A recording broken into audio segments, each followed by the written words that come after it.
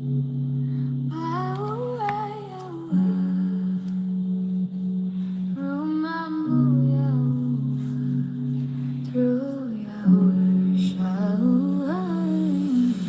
stars had rhythm, Yahuah, you were sound. Before dust had breath, Yahuah, you were found.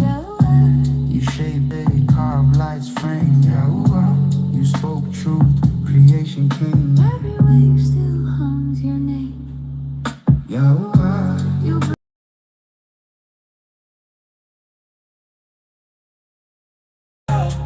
causes me to sin. Everything, everything. We got to go. We got to come out of her. We got to come out of her. That is right. We have to come out of her. And that is perfect for what we're studying. That we got to come out of this religiosity, come out of these things that we have been taught. May Abba Yahuwah give us new eyes to see and new ears to hear. Let us palau. Heavenly Abba Yahuwah, as we continue on in this study, Abba, we ask that you would give us eyes to see and ears to hear. Help us to use this information and apply it to our life so that we, Abba, may be able to share this with others to open up their eyes as well to your prophecy, to this time.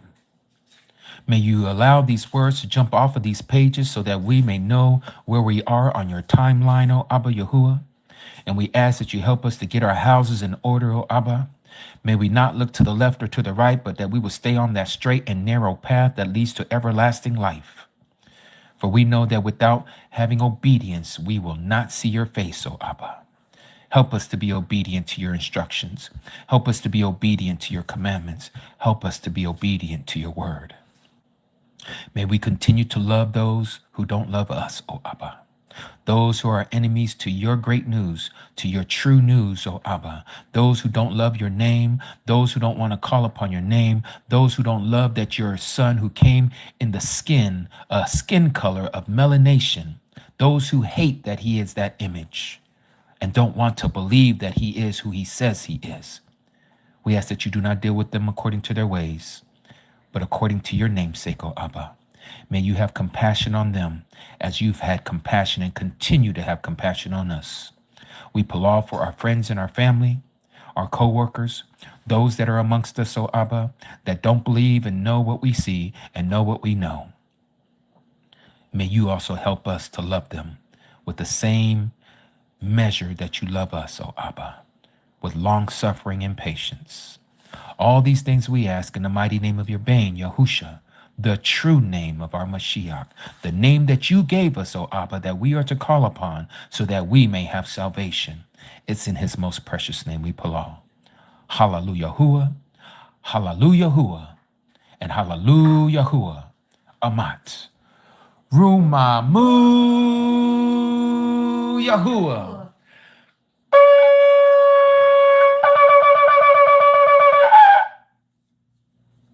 Amat.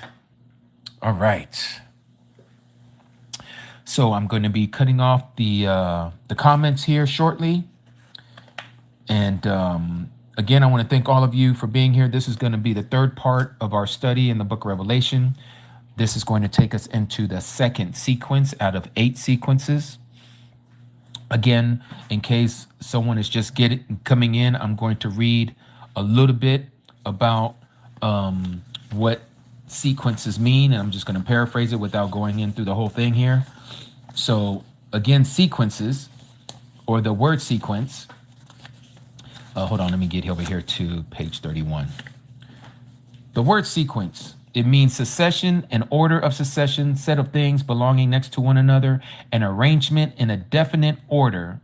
Other words that are similar, that are synonyms, would be chronology, series, chain, string, course, or serial. This is the definition from the Oxford Dictionary.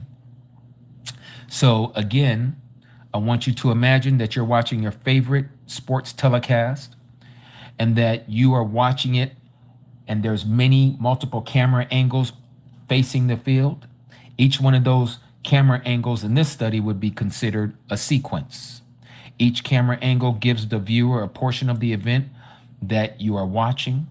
And because of the limitation of our visual angle or perspective, we cannot ascertain or to grasp the entire event, even if we were there physically in the arena.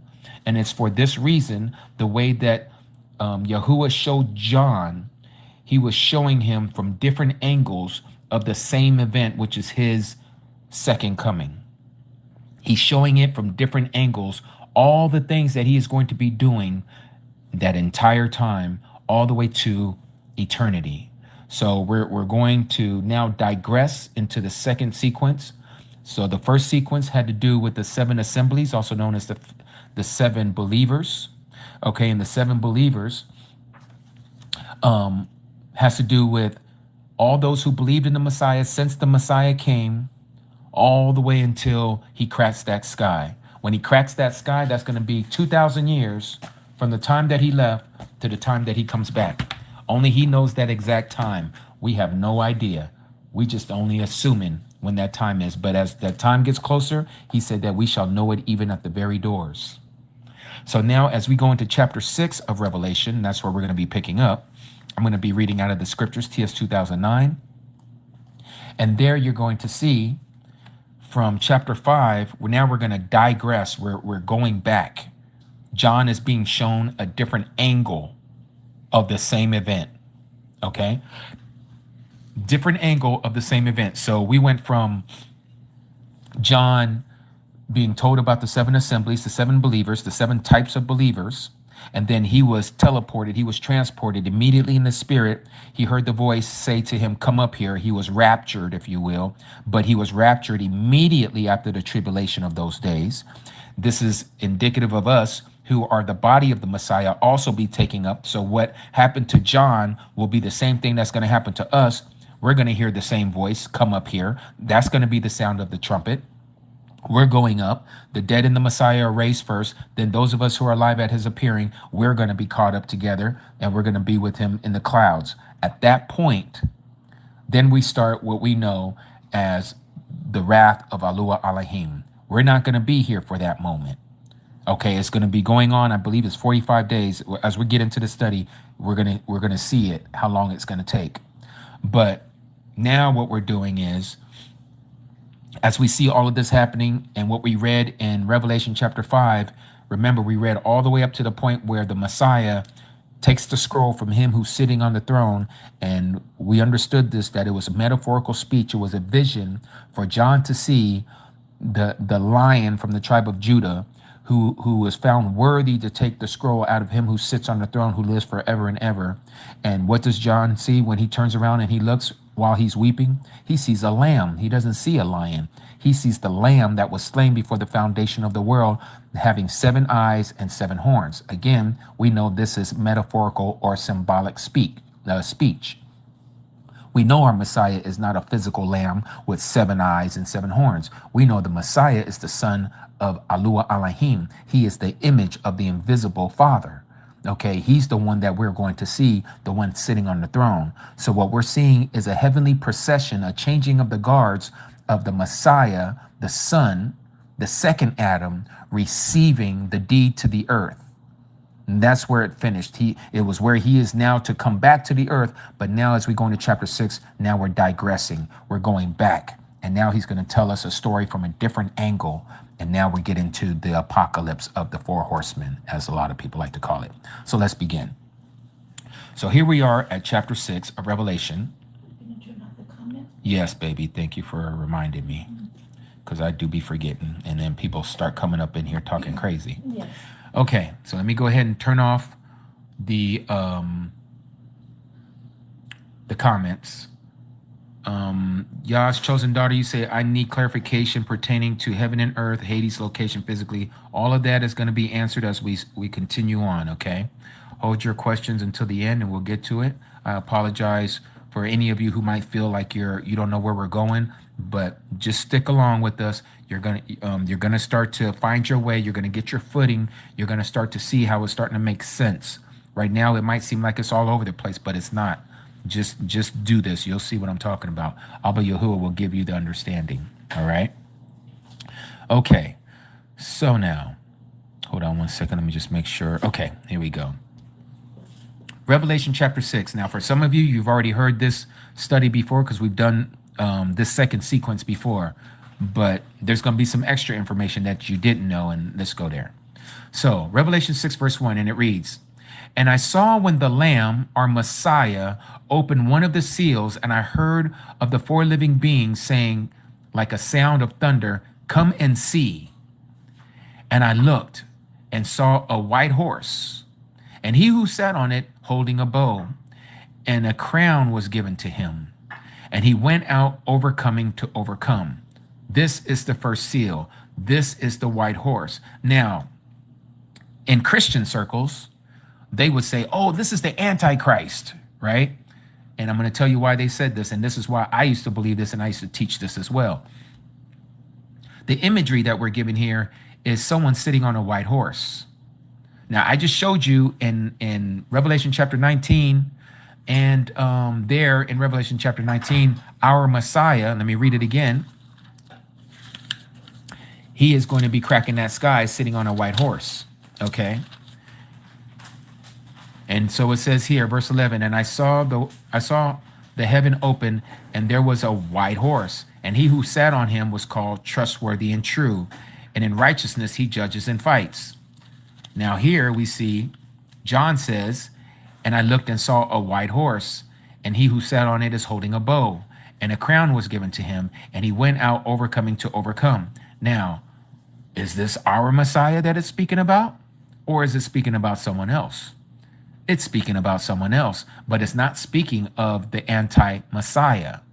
It's speaking of an event that was to transpire. And the message, the information of what is being told to us was hidden. It was hidden until that time came. And all of you, every last one of you, witnessed it, and you partook of it, and you saw what was the outcome of it. Let's get into this. Notice how we break this down here. "And he who sat on it holding a bow, and a crown was given to him." Yes, I'm going to turn off these comments. Yeah. "And he went and out and overcoming to overcome." Let me go ahead and do this before I forget. Everybody's yelling at me. Okay. Comments is off. Now, let's look at this. We know the word crown. We know what a crown is. It's something you put on your head. We also know what a bow is, right? A bow, like a bow and arrow. Well, I want to show you all something. Let's go to this. I want to pull up my e-sword. Revelation chapter 6. I need to show you this, because we need to break this down together. All right, let me blow this up here so you guys can all see this with me. All right. Using eSword. In fact, let me bring this here so to make it a little easier for me to read it. Okay, here we are. And I'm using it with the Strong's Concordance attached to it, okay? Verse 2, Revelation 6. "And I saw, and behold, a white horse, and he who sat on him had a bow, and a crown was given unto him, and he went forth conquering and to conquer." Now here we see the word crown, so I'm going to hover over the word crown, G30, what is that, 4735, crown, okay? Staphanos, that's the Greek word for crown. From apparently a primary staphos, to twine or wreath, a chaplet, as a badge of royalty, a prize in the public games, or a symbol of honor, generally but more conspicuous and elaborate than a simple fillet, literally or figuratively, a crown. Now, the way that they describe this crown here is exactly like the crown you would see Caesar wearing. It looks like it's got, like, leaves on it. and it's around his head. Anytime you see a picture of Caesar, you see this type of crown. They're getting it from the Greek culture, because the Grecians also wear those kind of crowns. Zeus is symbolized with that type of a crown. Nikeo is also with one of those type of crowns. The list goes on and on. If you look into Greek mythology, they wear these types of crowns, okay? And the Romans, they depicted their deities the same way, all right? Now, let's go to the word crown in Latin. What is the word crown in Latin? Let me pull this up here. Many of you already know this, but I need to show it to you. Sorry, I'm doing this with one hand here. What is the word for crown in Latin?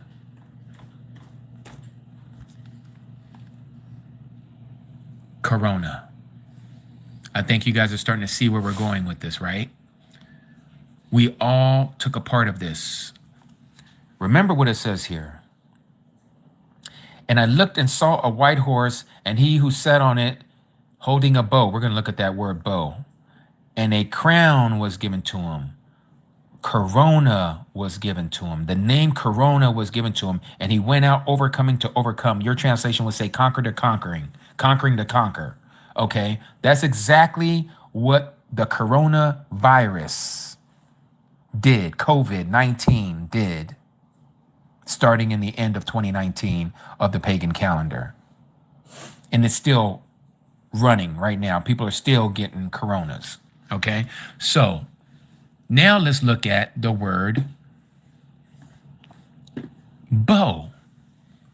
The word bow is 5115. Let me unhover from there.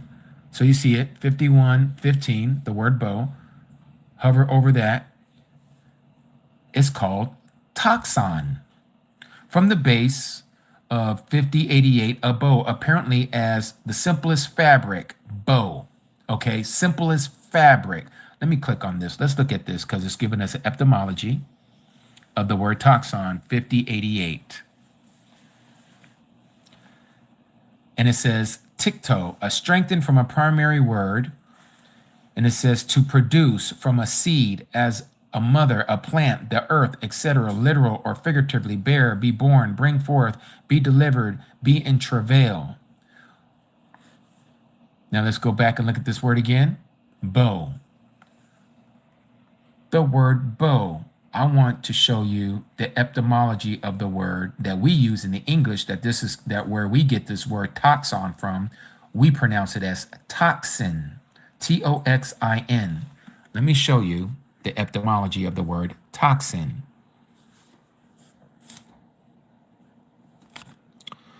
What is the etymology? Hold on 1 second. I knew I was going to spell that wrong. I forgot to put the Y there. Etymology. Make sure I spelled that right. Oh, I put a P before the T. There's not supposed to be a P there. Etymology of the word toxin. Question mark. Enter.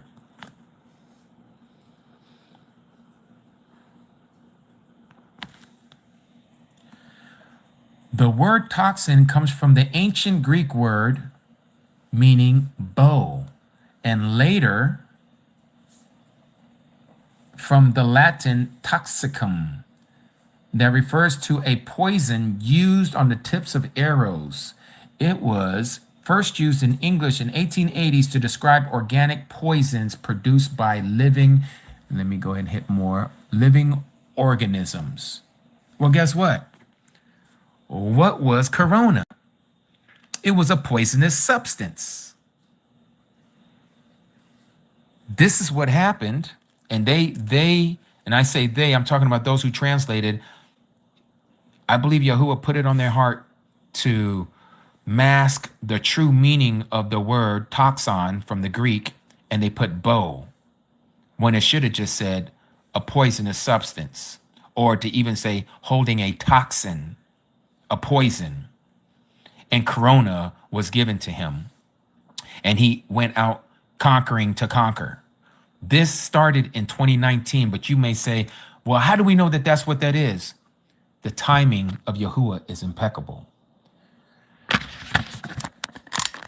Let me show you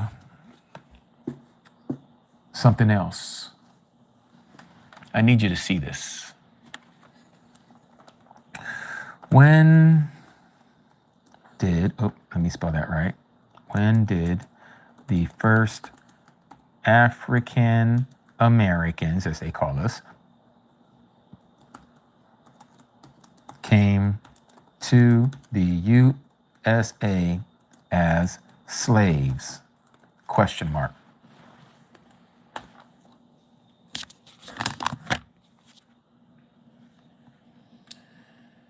Generating. The first Africans arrived what is now United States as slaves August 1619. Why do I bring this up? Now we're going to go back. Again, I know many of you saw me do this before, but again, there's people that are watching this that are learning for the first time. They need to be caught up as we are. Genesis chapter 15. Notice what it says here. Verse 13. And he, Yahuah, said to Abram, this is Abraham before his name was changed, know for certain that your seed, his genealogy of those that are going to come from him, right? Let me blow this up a little more so I can see it better. Your seed are to be sojourners, foreigners in a land that is not theirs, and shall serve them, and they shall be afflicted, or shall afflict them, 400 years. They're going to be afflicted for 400 years.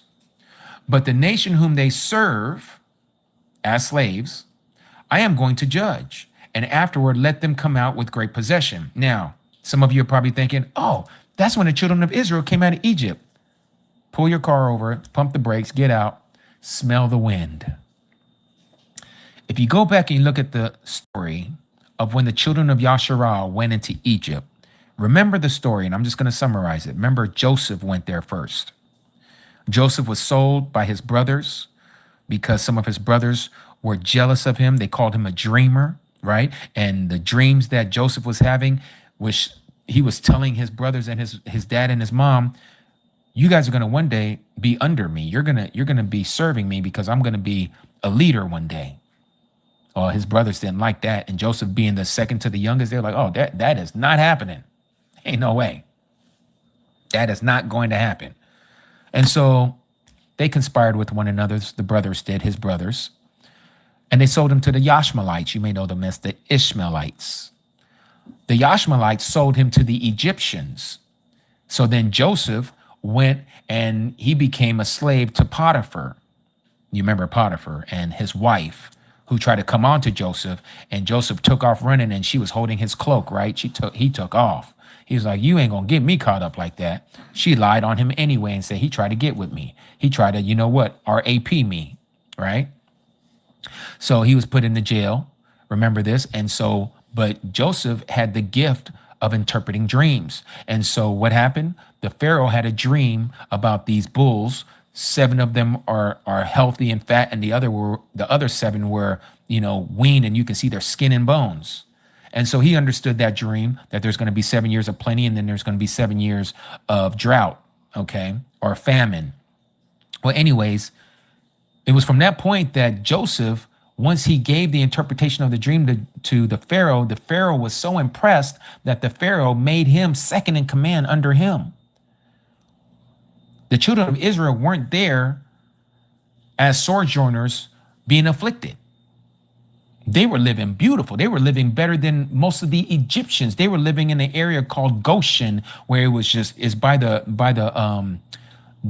fertile soils of the delta of the Nile. This is where all the sediment that comes down the river and it settles right before it exits out into the ocean. That whole area, that's where they were at, where it had the best fertile soil for their crops, for their animals, all of that. They had the best real estate. Okay. So again, I bring that up because they were not being afflicted at that time. And so then if you continue to read, you read in the book of Exodus where it says, and then there came a Pharaoh who didn't know Joseph.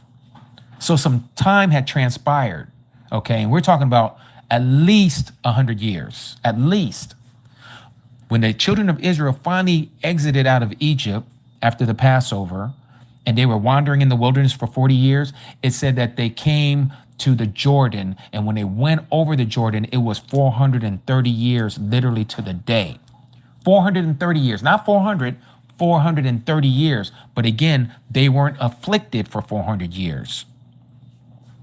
They were afflicted for maybe 170, maybe, if that. So that's not what this prophecy is talking about. This prophecy is talking about in the future. And it's talking about a single nation that is going to be judged for the way they treated Abraham's descendants. So why did I show you, when did the first African Americans come to the United Snakes of America? It happened in 1619. Add 400 years to 1619, what do you get? 2019. Ask me what happened in the end of 2019 that started this judgment upon this earth that started right here in the United Snakes of America and is continuing to be judged to this very day. The coronavirus happened in 2019. This is why they call it COVID-19. The year 2019 is when it occurred. This is exactly 400 years, and his people are still being afflicted. Do some of them deserve it? Of course. In fact, all of us deserve it because of our disobedience to Abba Yahuah. But a lot of our people are still not awoke to who they are. So the awakening is happening right now during the same time after the 400 years, the curse, the affliction that Abba Yahuah put upon us because of our disobedience. He has removed that. But what is the United Snakes government still doing? They're still afflicting us. We're still the tail and not the head. We're still last and not first. We're still a byword in this country. We have a president that is racist and prejudiced. Okay, he likes us when we do great things and we're, tapping him and patting him on the back like a Kanye West. Okay, or when Candace Owens was all, jocking him when he was running for president. But as soon as she changed the script and flips the script, President Trump is talking about how ugly she is and whatever that man's name, the French prime minister. His wife, I don't know if it's a he or a she. They're saying that it might be a he, and that's what Candace Owens is saying. And then President Trump is saying, well, his wife is prettier than Candace Owens. All this stuff. They're still afflicting is what I'm getting at his people. Per capita, there is more African Americans locked up in the prison system than any other ethnicity. It's not because we're worse people. This has to do with the curse. Most of us are in welfare. It has to do with the curse. But the president and the presidents before this president and the people who are running behind underneath the current of this earth, underneath the current of this government, they're making sure that these people are going to stay down and never rise to the top because certain people in certain prominent positions on this earth know who the true people are. And they are not going to let them loose. They're just like Pharaoh. We are not going to let his people go. We're going to keep them under the strong arm. We're going to continue to afflict them. We're going to continue to unalive them anytime they have problems with the police. And we have one of these police officers that we trained a certain way. And this is how their brains work, because everything that they're getting out of the police academy is what we're seeing in the streets. And this is why we're seeing a lot of problems amongst African Americans and law enforcement. This affliction is still happening. Me being a mixed breed child, I've had the chance and the opportunity to travel many different countries of this world. And I've seen how they treat us. And I'm not even full black, as we would say. Being a mixed race child, I get to kind of, merge between the lines a little bit, and I get to hear what other ethnic groups say about one another. The whites talk about the blacks right in front of me because they don't know that I'm part African American. African Americans talk about the whites right in front of me, not even knowing that I have some partial white ethnic group in me, Irish to be specific. And then the Korean side of me. When I'm around other Koreans, they have no idea that I can speak a little bit of Korean, and I'm hearing them talking bad about the African Americans. So I thank Abba Yahuah for my bloodline and me being a mutt with all these different bloodlines in me, because I can kind of just clandestinely be in there covertly, and I'm listening to all of this. I bring this up because, again, the African Americans, the true Yahudim, the true Jews from the tribe of Judah, they're right here in this country. That's why the United Snakes of America has been blessed all these years, because these same folks who built this country, the African Americans, were the same folks who built the Roman Empire, the same ones who built the Grecian Empire, the same ones who built the Persian Empire, the same one who built the Egyptian Empire, the same one who built the Babylonian Empire. There is nothing new under the sun. And every time that happened is because every time our people disobeyed Yahuah, and he allowed our captors to take us into captivity and to use us and to rule over us, that we would be their slaves. And so this first seal of the book of Revelation, the white horse, is the coronavirus.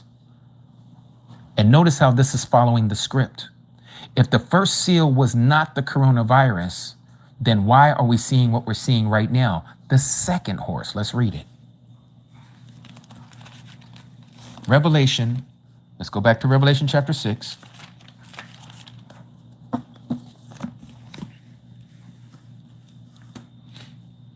Verse 4, and another horse, fiery red, went out, and it was given to the one who sat on it to take peace from the Arats, and that they should slay one another.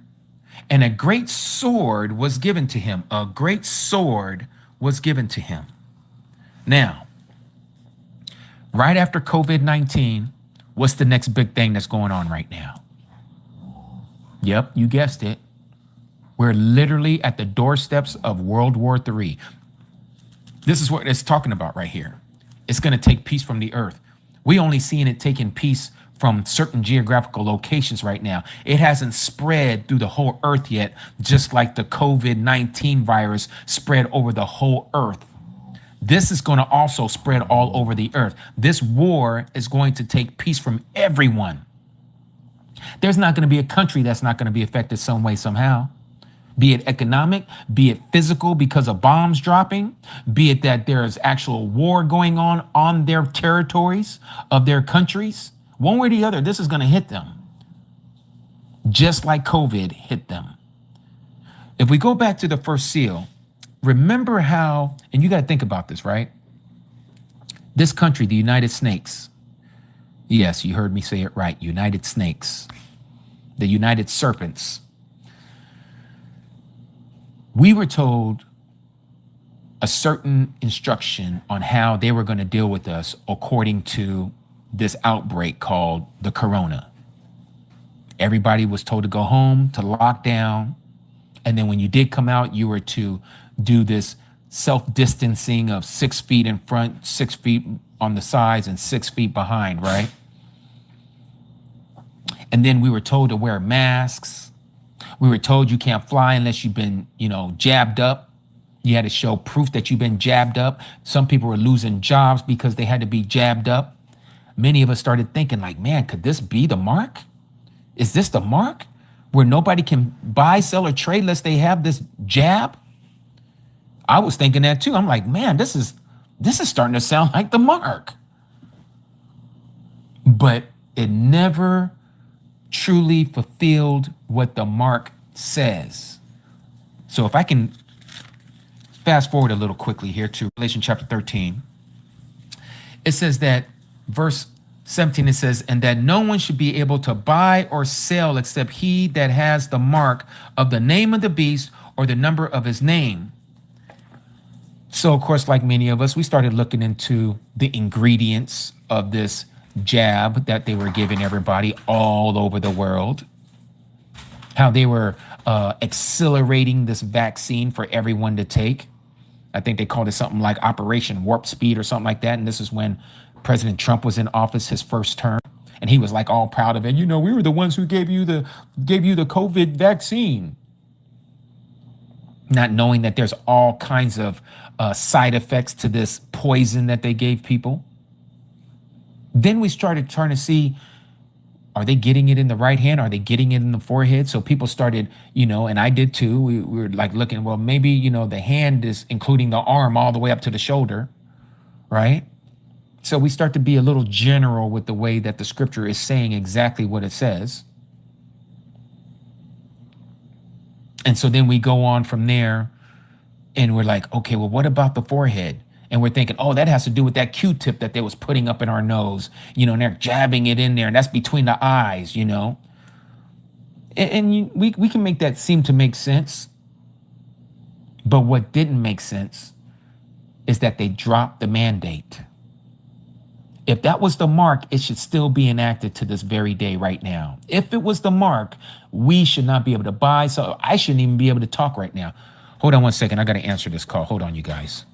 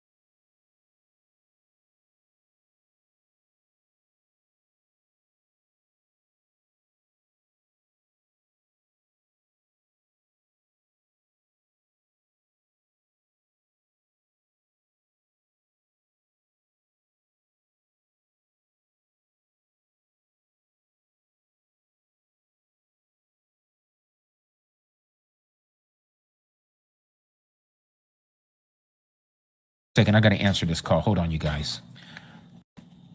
And just so I don't get sidetracked here, as many of you know, today is our Sabbath, and I try not to answer my call, but being a property manager, sometimes I have to. And right now, we got 105-degree weather here in Las Vegas, and 2 of our units are not working properly. So I thought that was the AC technician, and it happened to have been somebody else who had nothing to do with AC.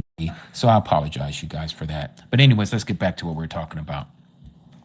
All right, so a lot of us thought that, the COVID vaccine must be the mark, but again, it wasn't fitting what we're told about what the mark would consist of. And one of those things is you cannot buy, sell, or trade unless you have this mark. And so now that they have lifted the mandate on taking this jab, we know that is not the mark. So I just wanted to bring that up as we're now talking about the red horse. And it seems that everything that is happening right now since the 400-year curse has been lifted on the people of Yahuah that was spoken to Abraham in Genesis chapter 15, that had to do with the transatlantic slave trade, 1619, 400 years on top of that, 2019. And we see at the end of 2019, which is why it's called COVID-19, that Corona came on the scene. And right after this Corona epidemic, 2022, Russia and Ukraine get into it. That was the beginning of what I believe is this second seal. It has to start somewhere. It's not just going to be all of a sudden, bam, the whole world war is just up in an uproar and now the whole world is on fire. It doesn't happen like that. Even World War I and World War II, if you go back and you look at it and study that history of how those two wars started, it started incrementally. Little by little, other nations started to get involved and picking sides. So you had the axis of evil, and then you had the allies, right? And the United States is always determining who's going to be the so-called good guys and who are the bad guys. So the allies are the good guys, and the axis of evil, of course, is the bad guys. They're doing the same thing now. Russia, China, North Korea, Iran, they're the bad guys. Everybody else, they're supposedly the good guys. We're seeing it all over again. But this time, unlike World War I and World War II, a quarter of the earth population is going to get exterminated from this war. Let's continue to read. Let me show you.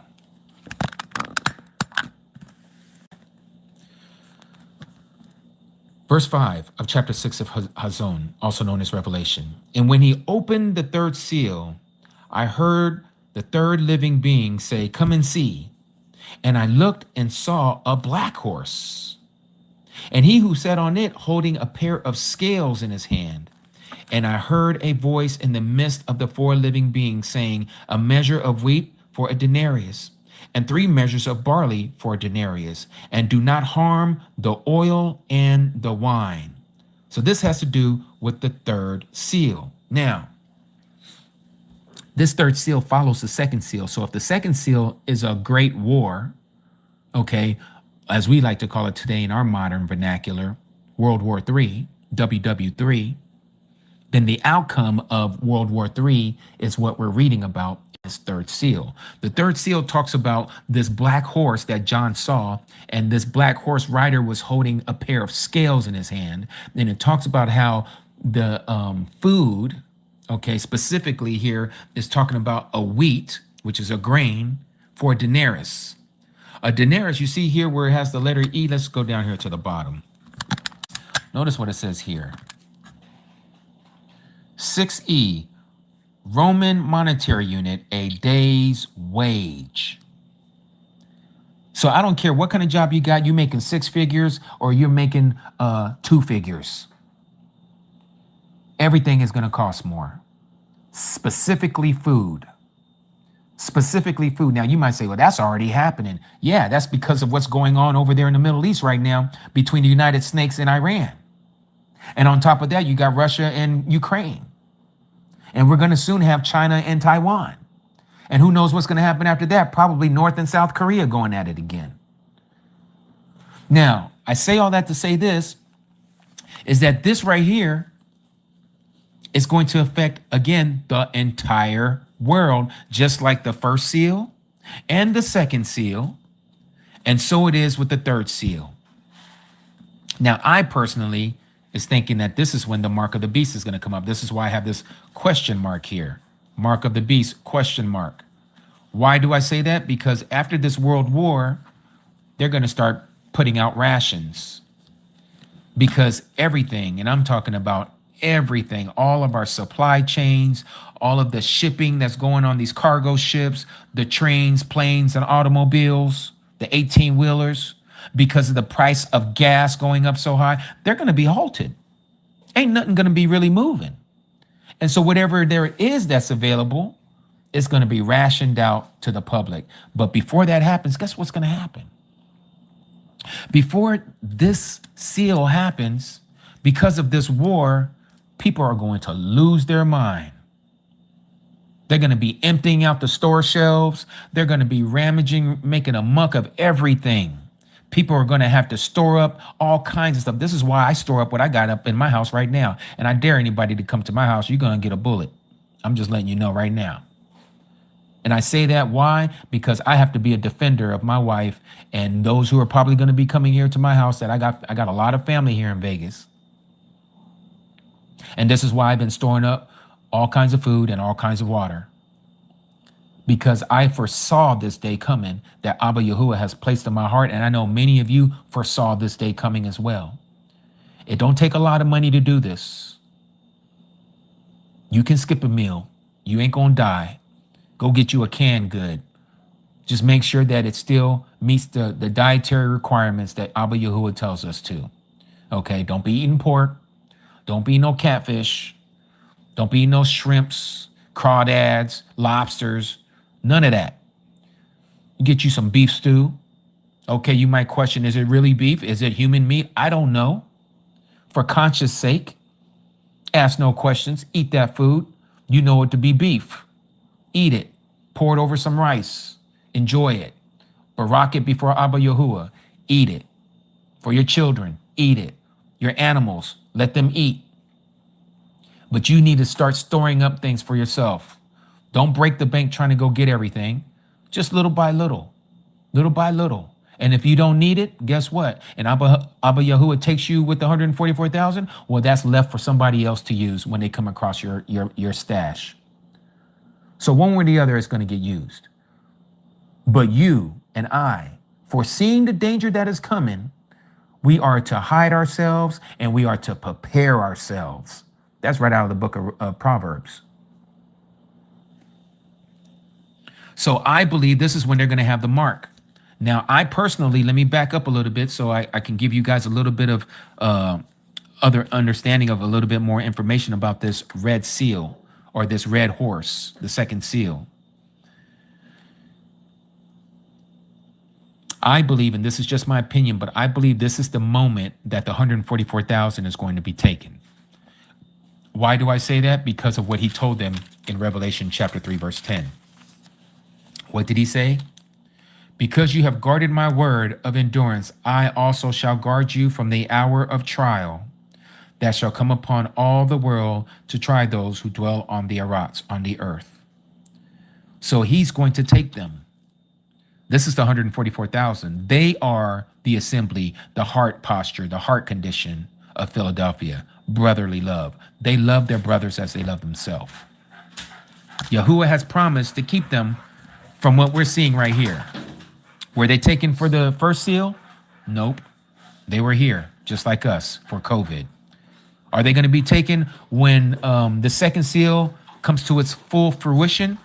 That's when I think they're going to be taken. When this peace is taken from the whole world, just like it says here, it says to take peace from the earth. Okay? When it takes peace from the earth, when bombs are dropping, people are scattering, people are fleeing for their lives, internet is down, electricity isn't working. You got all this stuff going on. Electronics ain't working properly. Communication lines ain't working properly. This would be the perfect time for Abba Yahuwah to snatch out his 144,000 who are the first to be redeemed from the earth, like it says in Revelation chapter 14. They are the first ones to be plucked off the earth from among men to be first fruits unto Abba Yahuwah and to the Lamb. Can you check on her, baby? She got something in her throat. So they are the first ones to be taken.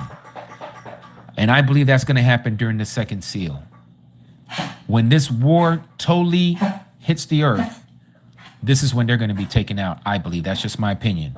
After that happens, the mark is going to come about because of the rationing of food, just like in World War II Germany. You're going to have some kind of mark, and you're going to have to show that you have gotten your daily wage of whatever that is, because they're going to know if you have taken your portion or not. And that's what this mark is going to be all about. Not to mention the life expectancy. Hold on 1 second, you guys. Hold on. I got to see what's going on with my little puppy.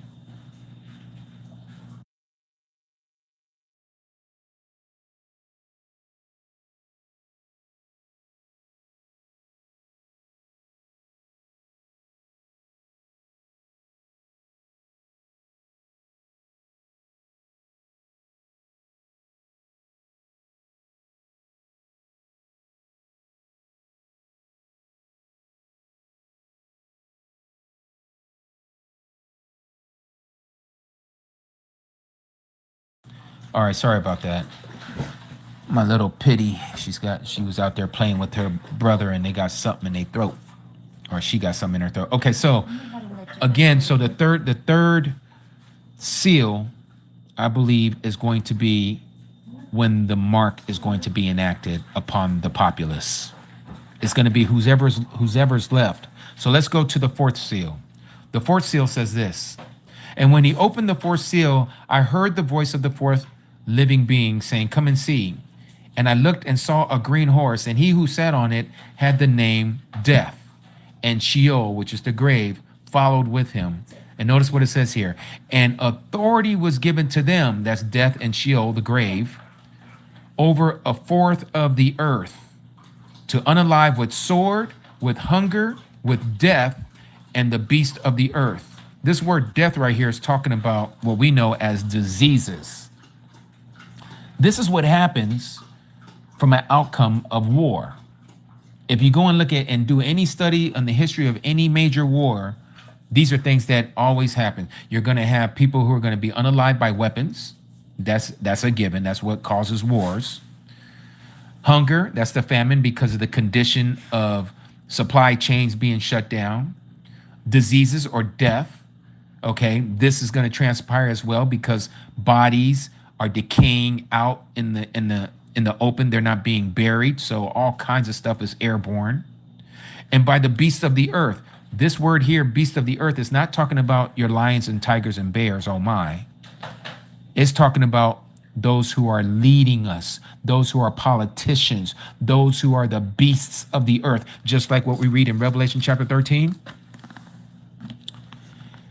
And I saw a beast coming up out of the sea, having 7 heads and 10 horns, and on his horns 10 crowns, and on his head names of blasphemy, right? This is who we know as the anti-Messiah. And then he says here, and I saw another beast coming out of the earth who had 2 horns like a lamb and spoke like a dragon. We know this to be the false prophet. So the same understanding with the same measure of the word that we're using here that we see in the fourth seal where it talks about, and they were unalived by the beasts of the earth, persecution. This is the persecution of the saints. A quarter of the earth is going to die from these things, these plagues. Now, just to put this into a perspective of the population right now, and we're just going to use round numbers. They say there's about 8 billion people on this earth right now. 8 billion with a B, okay? What is a quarter of 8 billion? Well, if you break up 8 by a quarter, 25, 25%, you get what? 2 billion. So if you have 2 billion plus 2 billion plus 2 billion plus 2 billion, that's 4 quarters. Just like if you had 4 quarters makes $1. 2 plus 2 plus 2 plus 2 makes 8. A quarter of 8 is 2. You add a B to it, billion. That's a lot of people, folks. And let's put this into perspective with many of us living here in the United States of America. What are we talking about? 350 million? We're not even a country of 500 million. We're talking about 2 billion people wiped out. This is why the Messiah said what he said when he said this in Matthew 24. The world has never seen nothing like this before, and nor will it ever see anything like it again. And so he says here, for then there shall be great distress. Your translation would say great tribulation, such has not been since the beginning of the world until this time, no, nor ever shall be. And if those days were not shortened, no flesh would be saved. But for the sake of the chosen ones, yours may say the elect, those days shall be shortened. The chosen ones is you and me. This is not the so-called Jewish people that the Christians like to talk about, because they got themselves believing with this fanciful thought and teaching that they're going to be gone out of here, whisked away in a pre-tribulation rapture. And so the elect ones that they're talking about, oh, that's the Jewish people, because now God is going to turn his sights back on the God people, his people, and they're the ones who are going to be proselytizing and making all these new converts that are going to be the so-called tribulation saints, because of the 144,000 Jewish boys that are virgins are going out evangelizing. That's nowhere in Revelation. That's nowhere in Revelation. And when we get to Revelation chapter 14, you're going to see it has nothing to do with just Jewish. number one. You're going to see that it has nothing to do with boys, number two. And you're going to find out it has nothing to do with what we call virgin boys who never had sex. Let me just put it that way. Okay? It's not talking about any of that, but we'll talk about that next week. But for right now, or it might not even be next week, it's probably 2 weeks from now. But right now, let's get back to what we're talking about.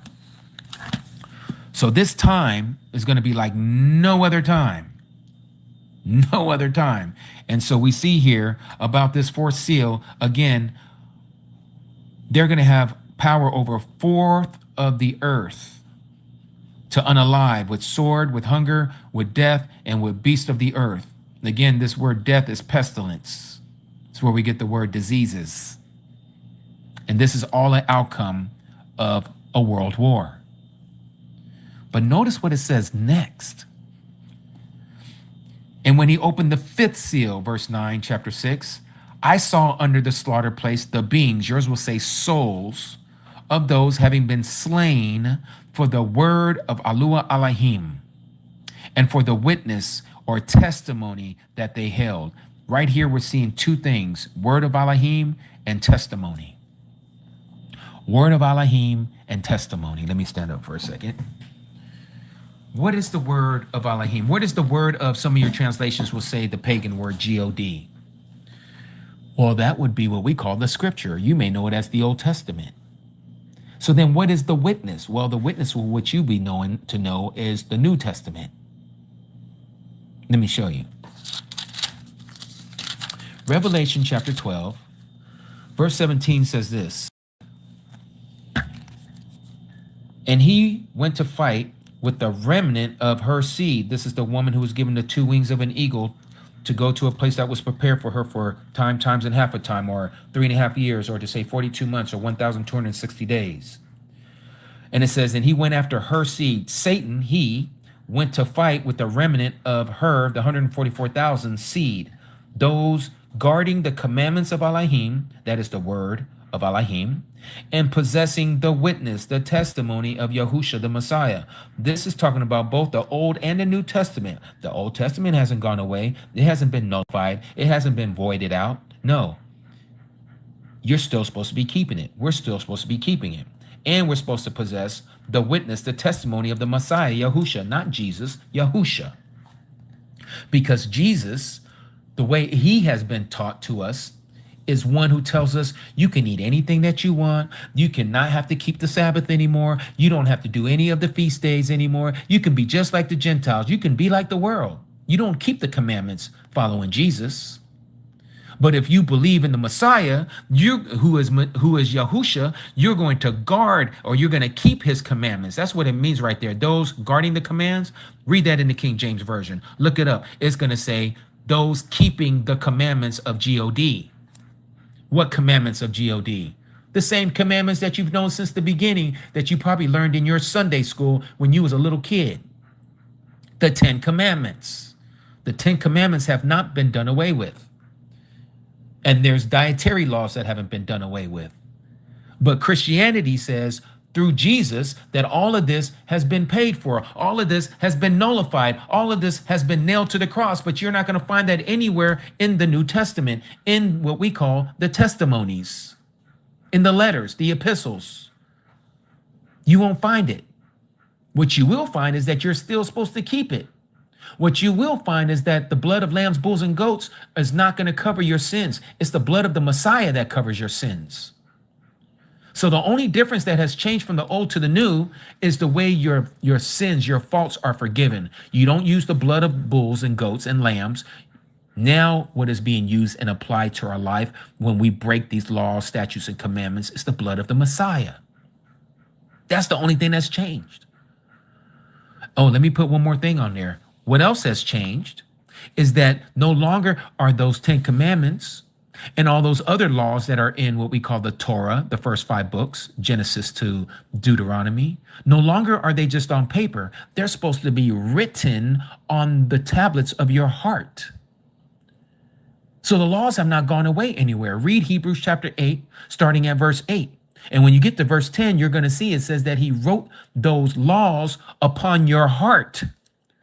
If the laws were done away with, they wouldn't have to be in your heart. But that's a different study for a different time. So when we go back here to chapter 6, this is why these people are being unalived. And when he opened the fifth seal, I saw under the slaughter place, under the altar, the beings of those who have been slain for the word of Yahuah Elohim, the word of the mighty one. Again, the Tanakh, Genesis to Malachi. And for the witness that they held, that's Matthew to Revelation. And they cried with a loud voice, saying, how long, O master, set apart and true, until you judge and avenge our blood on those who dwell on the earth? For those of you who don't believe that there's life after death, for those of you who don't believe that as soon as you die, that you're not staying in the grave and that you're just going to wake up on Judgment Day, this speaks against your understanding. This speaks against your doctrine, because right here it says that their souls were talking. And not only were their souls talking, but it says here, verse 11, and there was given to each one of them a white robe. And they were told that they should rest a little while longer until both the number of the fellow servants and their brethren would be unalived as they was completed. So there is a specific number that has to be unalived, that Yahuah has put to the side, that he says, this is the amount that Satan can unalive. That's it. He can't take another soul. So there's a certain number. And those who go before them, they're crying out like, is it time yet?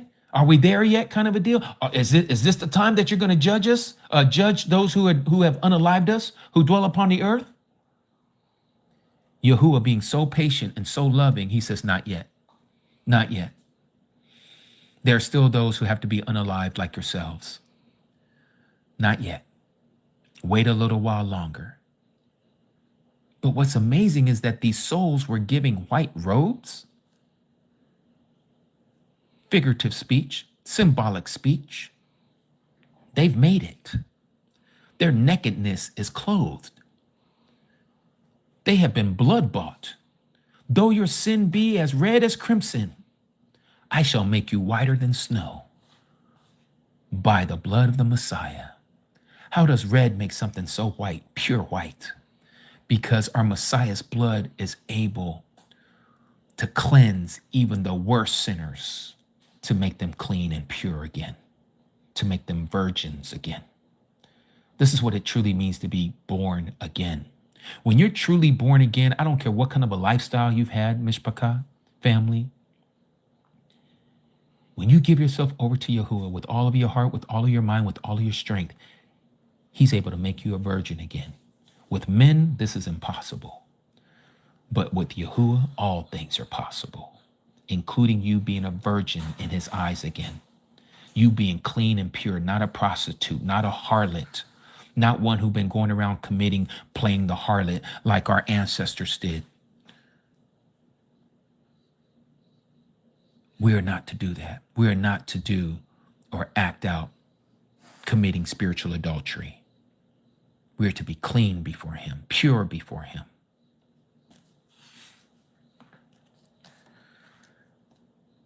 Why would we be getting unalived right here in the fifth seal? We know that the mark of the beast can't happen here in the fourth seal because we see what's going on. People are being unalived here, a quarter of the earth. When this is all said and done, when that fourth seal is broken, a fourth of the earth would have been unalived. You talking about depopulation? Right there. This is already in their books. Remember, this is what the Georgia Guidestones. Remember, they only wanted 500 million people left on the earth. Well, if we got 8 billion souls on this earth, you're talking about wiping out 7.5 billion people? Oh, but they're just getting started. There's more people who are going to die in this book. There's more people who are going to die in this book. And we're going to read about it. But right now, we're getting started off with just a quarter of the earth's population. 2 billion out of 8 billion souls are going to be taken, snuffed out. Snuffed out. And there's rumors, and I don't know how true this is, but we're going to all find out when this time comes, that this next world war is not going to even last a month. They're going to be dropping their bombs, missiles, smart weapons. All this stuff is going to be hitting all over this Arats, this earth. They're going to be dropping it so fast that they can't even replenish it. They're going to be done spilling the blood of man. Everybody is literally going to be tired of fighting. And here comes the anti-Messiah to save the day. He's coming somewhere in this area right here, between the third and the fourth seal. He's coming. Why? Because we see that we're starting to get unalived in the fifth seal, and we know why that's happening, because of the word of our testimony, just like it says here. Again, and there was given to each one a white robe, and they were told that they should rest a little while longer until both the number of the fellow servants and their brethren who would be unalived as they were was completed. This is the guillotine, Mishpachah. This is for not adhering to the Noahic laws, the Noahide laws. This is because we have the true name of the Messiah and the Father in our mouth. That's a death penalty right there, according to these Jewish people. Anyone who says the name, oh, off with the head, off with the head.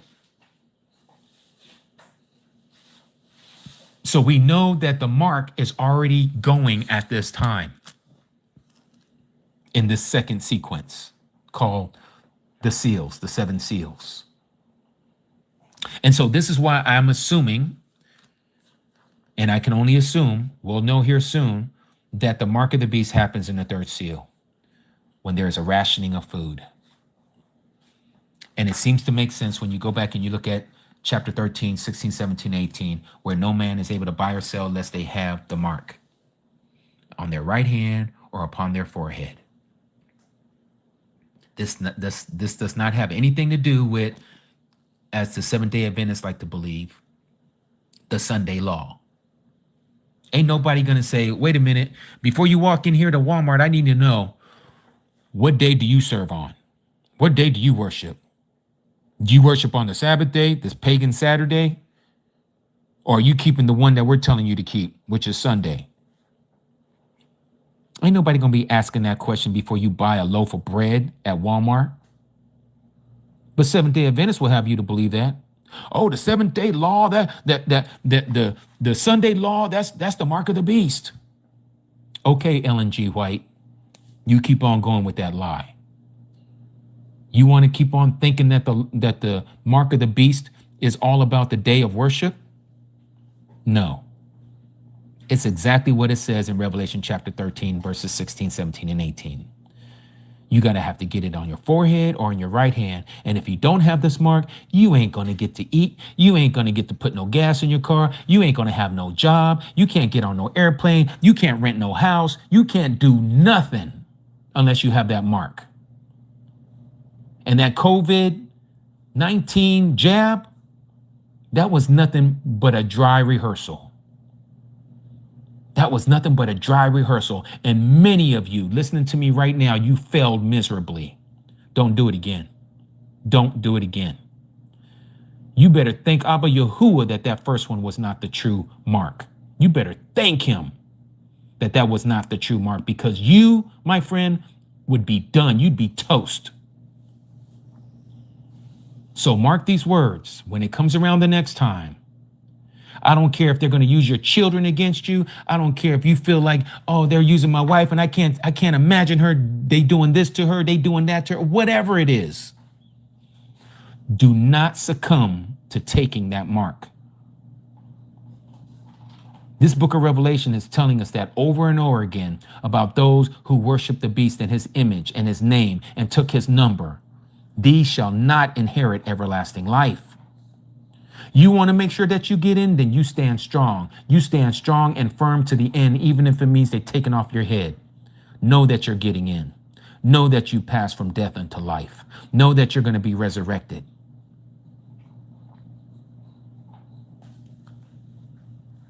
Let's continue. The sixth seal, verse 12, chapter 6. And I looked when he opened the sixth seal. This is going to let you know we're coming to an end of another sequence. And I saw a great earthquake that came to be, and the sun became what? black as sackcloth of hair. And the moon became what? As blood. And what happened to the stars?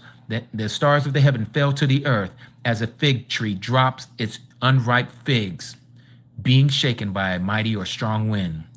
And the heaven departed like a scroll being rolled up, and every mountain and island was moved out of its place. Oh, this is the day of Yahuah. This is the day of Yahuah. Notice what it says. And the sovereigns, the kings of the earth, and the great ones, talking about leaders, those who have money, you know, like those people that the ish people that run all these corporations, and the rich ones, and the commanders, and the mighty ones, and every slave and every free one, hid themselves in the caves and in the rocks of the mountains, and said to the mountains and the rocks, fall on us and hide us from the face of him sitting on the throne, and from the wrath of the Lamb. Because the great day of his wrath has come. Who is able to stand? Who is able to stand? Who can bear it? This is the second coming. Let me show you. Let's go back to Matthew 24.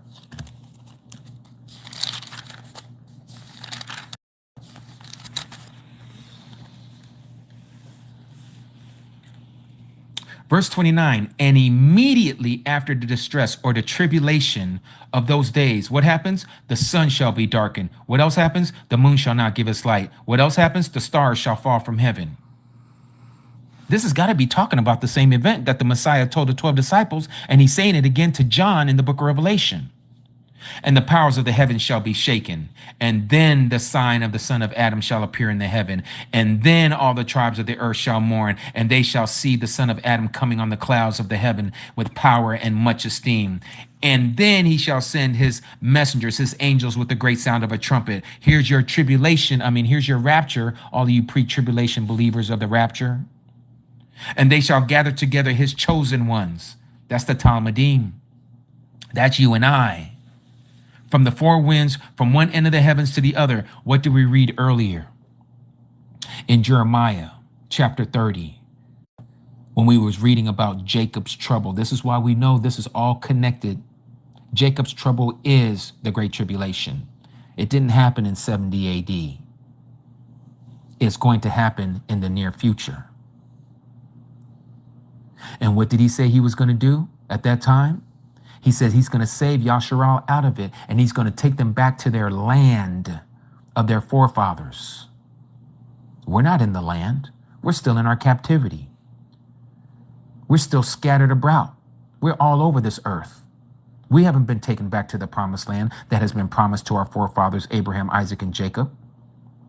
No, because the time hasn't come yet for him to gather his elect. There's also this teaching about this second Exodus that's nowhere in Scripture. There is no second Exodus, but if you want to believe in the second Exodus, understand you're already in it. You're in the wilderness experience right now. Your second Exodus was when your eyes were open and you came out of Babylon, when you came out of Egypt and her teachings, when you came out of her, my people, lest you share in her plagues, just like it was in the days of Egypt. So you and I right now, we're in the wilderness experience of the peoples, in the wilderness of the peoples, the wilderness of the nations, as it says in Ezekiel chapter 20. You're in your second Exodus right now. And he's dealing with you as he said he would deal with you face to face, as when a man speaks to a man face to face. He's talking to us right now through these words. And he's going to see your heart condition to see if you're going to continue to rebel or if you're going to bring yourself under the bond of the agreement. And that's why we're coming back to the law. That's why we're coming back to the understanding the instructions of the commandments. Because he's measuring you to see if you're going to continue to be hard-headed and stiff-necked like your ancestors, which we have a whole lot of them right now still in Christianity because they still like to hoop and holler about Jesus Christ being their Lord and Savior. They've already believed in the image of the beast. They're already under the beast system. They're already under the name of the beast, Jesus, and they don't even know it. This is why your eyes are opened. This is why he tells us to wake up, lest I come upon you when you don't know the day or the hour.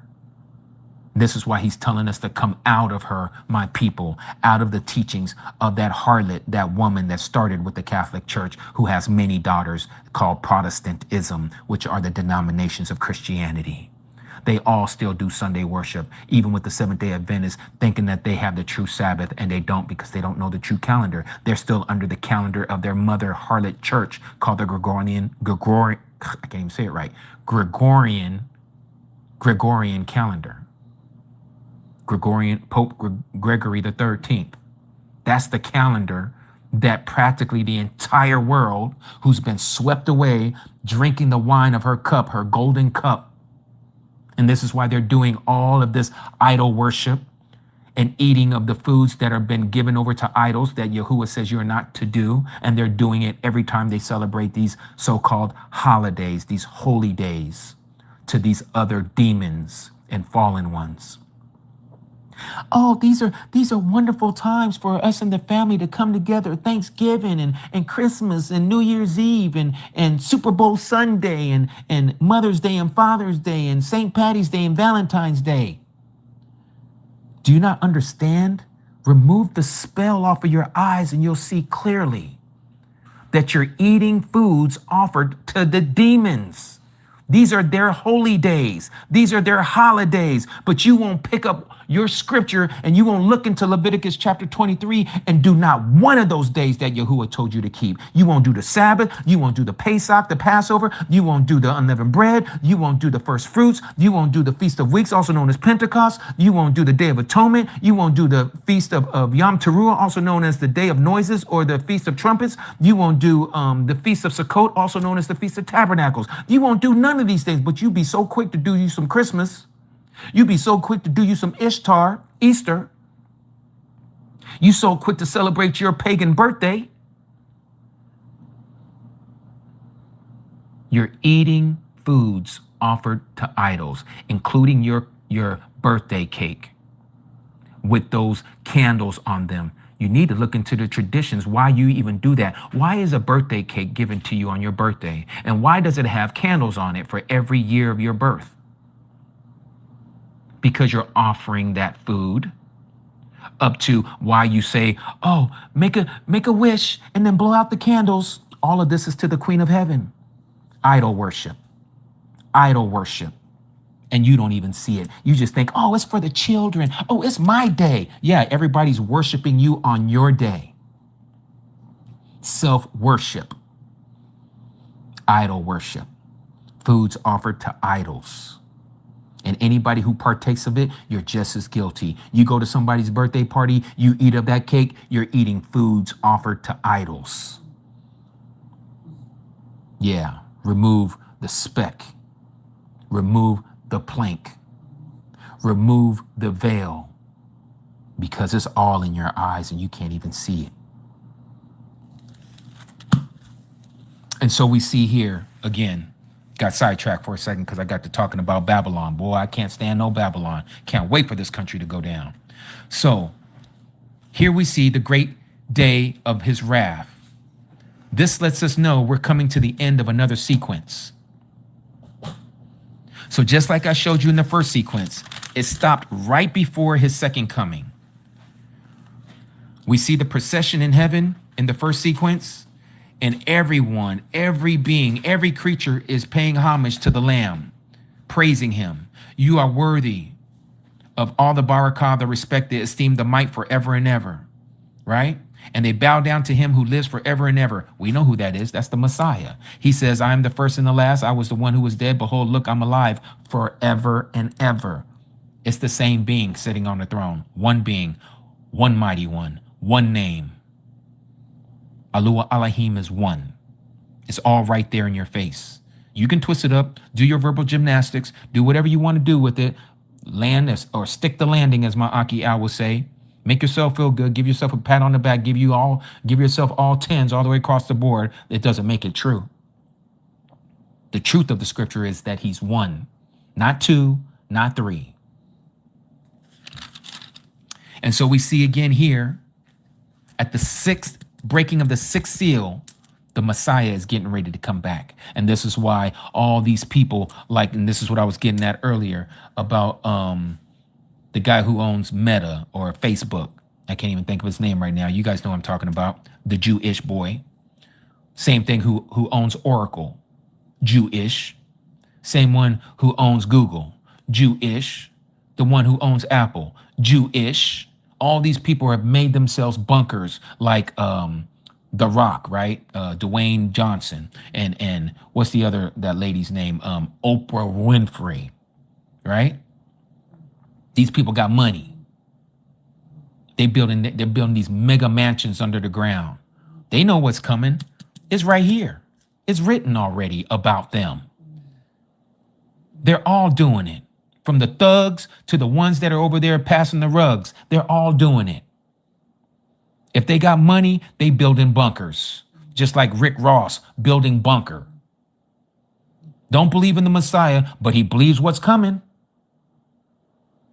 They all know what's happening. It's those of us who don't, who ain't reading this stuff because we think it's going off and it's going to be for some other generation when it's for you and me. It's for our generation. You think that this AI technology is not going to be thwarted by Yahuah and Yahuah is going to let this go on for a whole nother generation? You got to be kidding yourself. He's going to put a halt to this very soon because the exponential rate, the growth of the knowledge of artificial intelligence is cascading so fast and so rapidly that if Yahuah doesn't stop it, who wants to believe in a creator that they can't see when you have Satan manifested in the flesh through the anti-Messiah and he's saying, I'm going to give you everlasting life through transhumanism? What are you waiting to die for to eat of the tree from the fruit of the tree of life from the fruit there? What's the reason for that? When you can eat this tree right now, the transhumanism tree. All you got to do is take the mark. And you're going to live a lot longer. When that body gets old, that's okay. They'll upload your brain to another one and you'll continue on that life cycle. It's the same thing that the Creator said at the Tower of Babel. Let me show you. We are literally going backwards in the book of Genesis right now. We're literally going backwards. And this is why the Creator says he spoke the end from the beginning.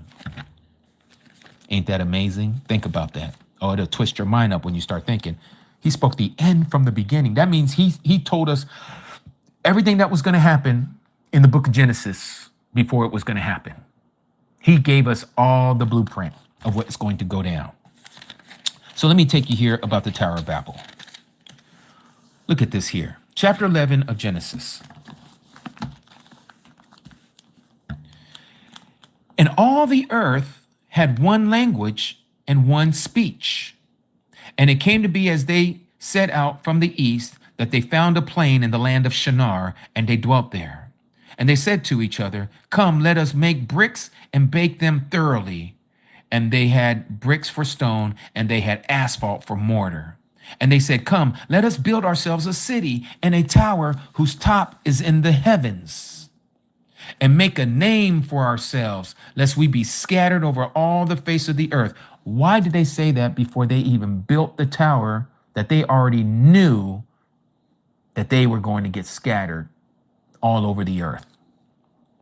Let's make that make sense for a second. How was it that even before they put their hands to the plow to settle out the foundation of this tower that they were going to build, they said, let us make a name for ourselves, lest we be scattered all over the face of the earth. Verse 5 says, then Yahuah came down. He came down to see the city and the tower that the sons of men had built. And Yahuah said, look, they are one people and they all have one language. And this is what they begin to do. And now they are not going to be withheld from doing whatever they plan to do. Let me read that sentence again. And now they are not going to be withheld from doing whatever they plan to do. Come, let us go there and confuse their language so that they do not understand one another's speech. I bring this up because we are once again here. Instead of it being a brick and mortar tower It is now a digital tower. It is now what we know as AI technology. It is the internet infrastructure. This is what they're doing right now with this knowledge. And you think Abba Yahuwah is not going to come and stop them, that they can continue on doing what they're doing and they're not going to be withheld from doing whatever it is that they want to do, that they plan to do? You got to be kidding yourself. He's coming down here to stop this. This is why he said, when what we read earlier, put it together, put it together. Matthew, let's go back. Let's look at Matthew 24 again. What did he say here? Verse 22, and if those days were not shortened, no flesh would be saved. Saved from what? Transhumanism. Transhumanism. There would not be a single human being on this earth anymore if they continue to do what they're doing, except for those of us who are going to be annihilated for not taking the mark. They're going to do away with us. So the only people who would be left on this earth would be transhumanists. Their new next level, their upgrade of the human mind and the human body. They're going to mix the clay with the iron. But guess what it says in Daniel? It says that they shall not cleave to one another. He's not going to allow it to happen. They're seeking something that Abba Yahuwah says, I'm going to stop you right when you get to that point, because guess what? We're almost there. The technology is making it possible, Mishpachah, to where if Yahuwah did not exist, this would be our mighty one. This would give us everlasting life. And you cannot go around or thwart Abba Yahuwah's agenda of what he is going to do, because it's already pre-written. He's showing us how evil and wicked our hearts are, to where we don't want everlasting life from him. We want everlasting life from the hand of Satan through his technology.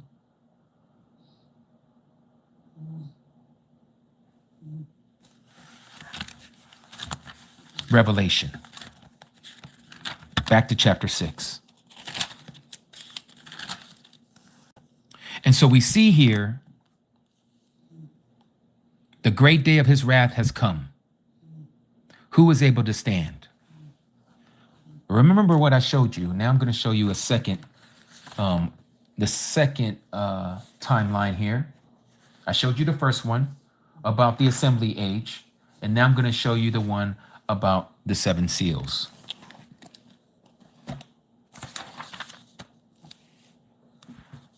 Let me back this out so you guys can see it.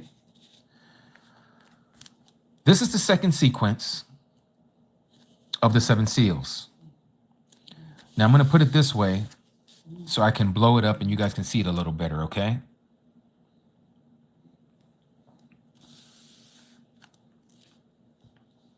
You see how I was propagandized by Christianity. Here I thought the first seal was the false Messiah. I was taught very well by all those Christian theologians. But this now we know is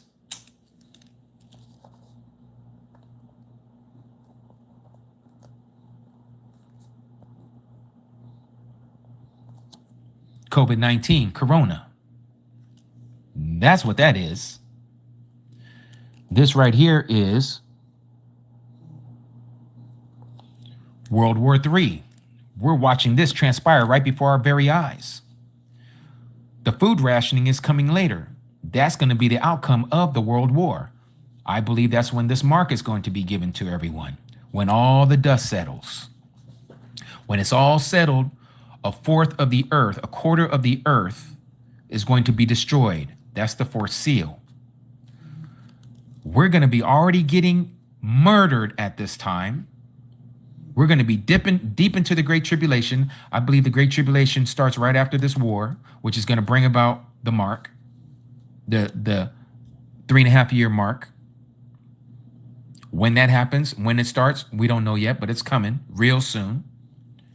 And then we just read about the sun, the moon, and the stars darken, and the wrath of Yahuwah Elohim begins.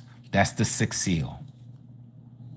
When we read about the 7th seal, It brings us back to the prayer again. Remember we was talking about the prayer in the first one? Now we see a prayer in the second sequence. There was silence in heaven for a half an hour. Why? Because Yahuah is getting ready to pour out the 7 bowls, Revelation chapter 16. He's so angry that even the 4 beings, the 4 living beings, the 4 angels with the 6 wings flying above him, who don't stop saying, Kadash, Kadash, Kadash, set apart, set apart, set apart. Your pagan King James version will say, holy, holy, holy is the Almighty, Al Shaddai, who lives and reigns forever and ever. They're going to be silent at this point. That's how angry Yahuah is. So let's read that. Let's go here and look at this.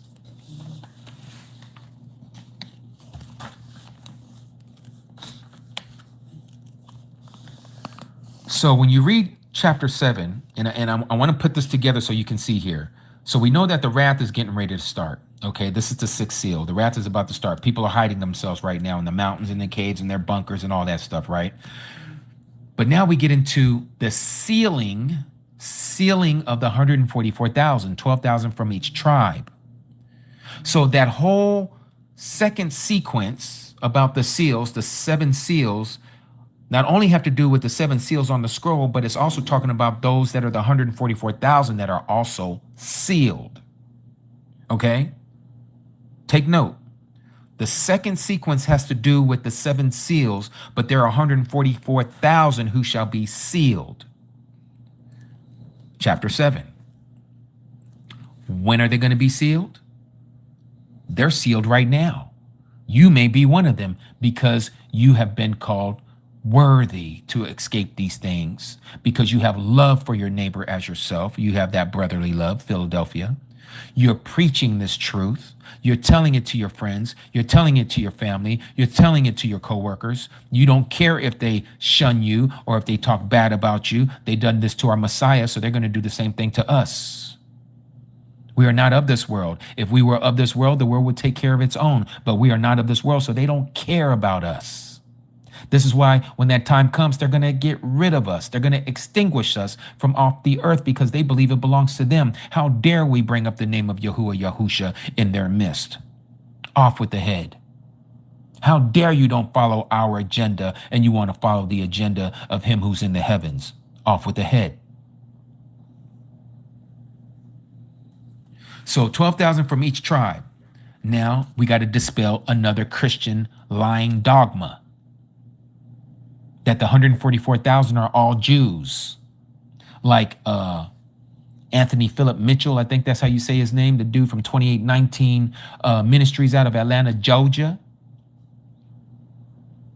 He's over here parroting, I forget the guy's name, out of Cincinnati, Ohio. But that's his leader. And I can't think of his name right now. But that's who Mitchell is listening to. He's the one who ordained Anthony Mitchell. Everything he says, Anthony Mitchell says. In fact, let me see if I can bring that up for you guys. And the reason why I bring this up is because, again, there's this misnomer, this lie that the 144,000 are all from these Jewish people. That's a lie. And you must look into this, because if you don't know who the true people of the book are, and you believe that those people over there, the 1948ers who say that they have returned back to the land of Israel, are the true people of the book, your prophecy is all messed up. You have no understanding of prophecy, because you're not equating them with the people that it says in Revelation chapter 2, verse 9, and Revelation chapter 3, verse 9, and people like Candace Owens, and people like Tucker Carlson, and people like the Hebrew Israelites, like they like to put the word black Hebrew Israelites in front of the Hebrew Israelites, and like ourselves. And let me not forget President Putin over in Russia, bringing out their icons, showing the true color of the saints and all that, even though they're all icons and they're idols. Nonetheless, at least they got the color right. At least they got the color right. But why am I bringing that up? Because again, If you believe those people over there in the state of Israel, in the land of Israel right now are the people of the book, and you believe that they have fulfilled Ezekiel chapter 37, that they are the dry bones of that prophecy, you're all messed up in your prophecy understanding. That's why I had to show you when the first indentured servants came from the transatlantic slave trade from West Africa, who are called the African Americans, even though we're not Africans. That's where our ancestors hid out from the Romans when they left Jerusalem, because when the Romans came to ransack Jerusalem, this is what the Messiah was prophesying.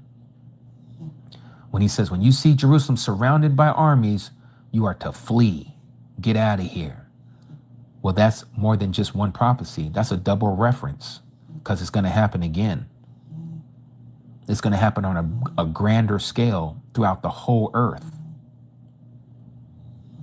And so the 144,000 are 12,000 from each of the 12 tribes. Even if those people were the Jews and they were from the tribe of Judah, they would only comprise of one of the 12. They would only be 12,000 and not, 6 million that's over there right now?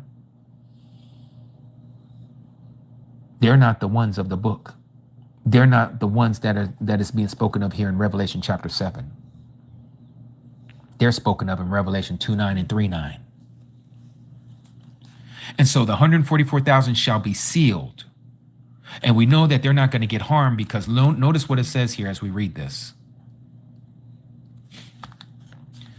And after this, I saw 4 messengers standing at the 4 corners of the arats, holding the 4 winds of the arats, that the wind should not blow on the arats, nor on the Mayim or the sea, nor on any tree. And I saw another messenger, another angel, coming up from the rising of the how do you say that in Hebrew? Shamish. I got to look at that again. How it says the sun, holding the seal of the living Yahuah Elohim. And he cried with a loud voice to the 4 messengers, to whom it was given to harm the arats and the sea, saying, do not harm the arats, nor the sea, nor the trees, until we have what? Sealed the servants of our Yahuah Elohim upon their foreheads. This is a digression of everything we just read in Revelation chapter 6 about the 6 seals up to this point. The sealing of the 144,000, before all this happens, it has to happen somewhere here in this area, the second seal. Because again, this is when peace is taken from the earth.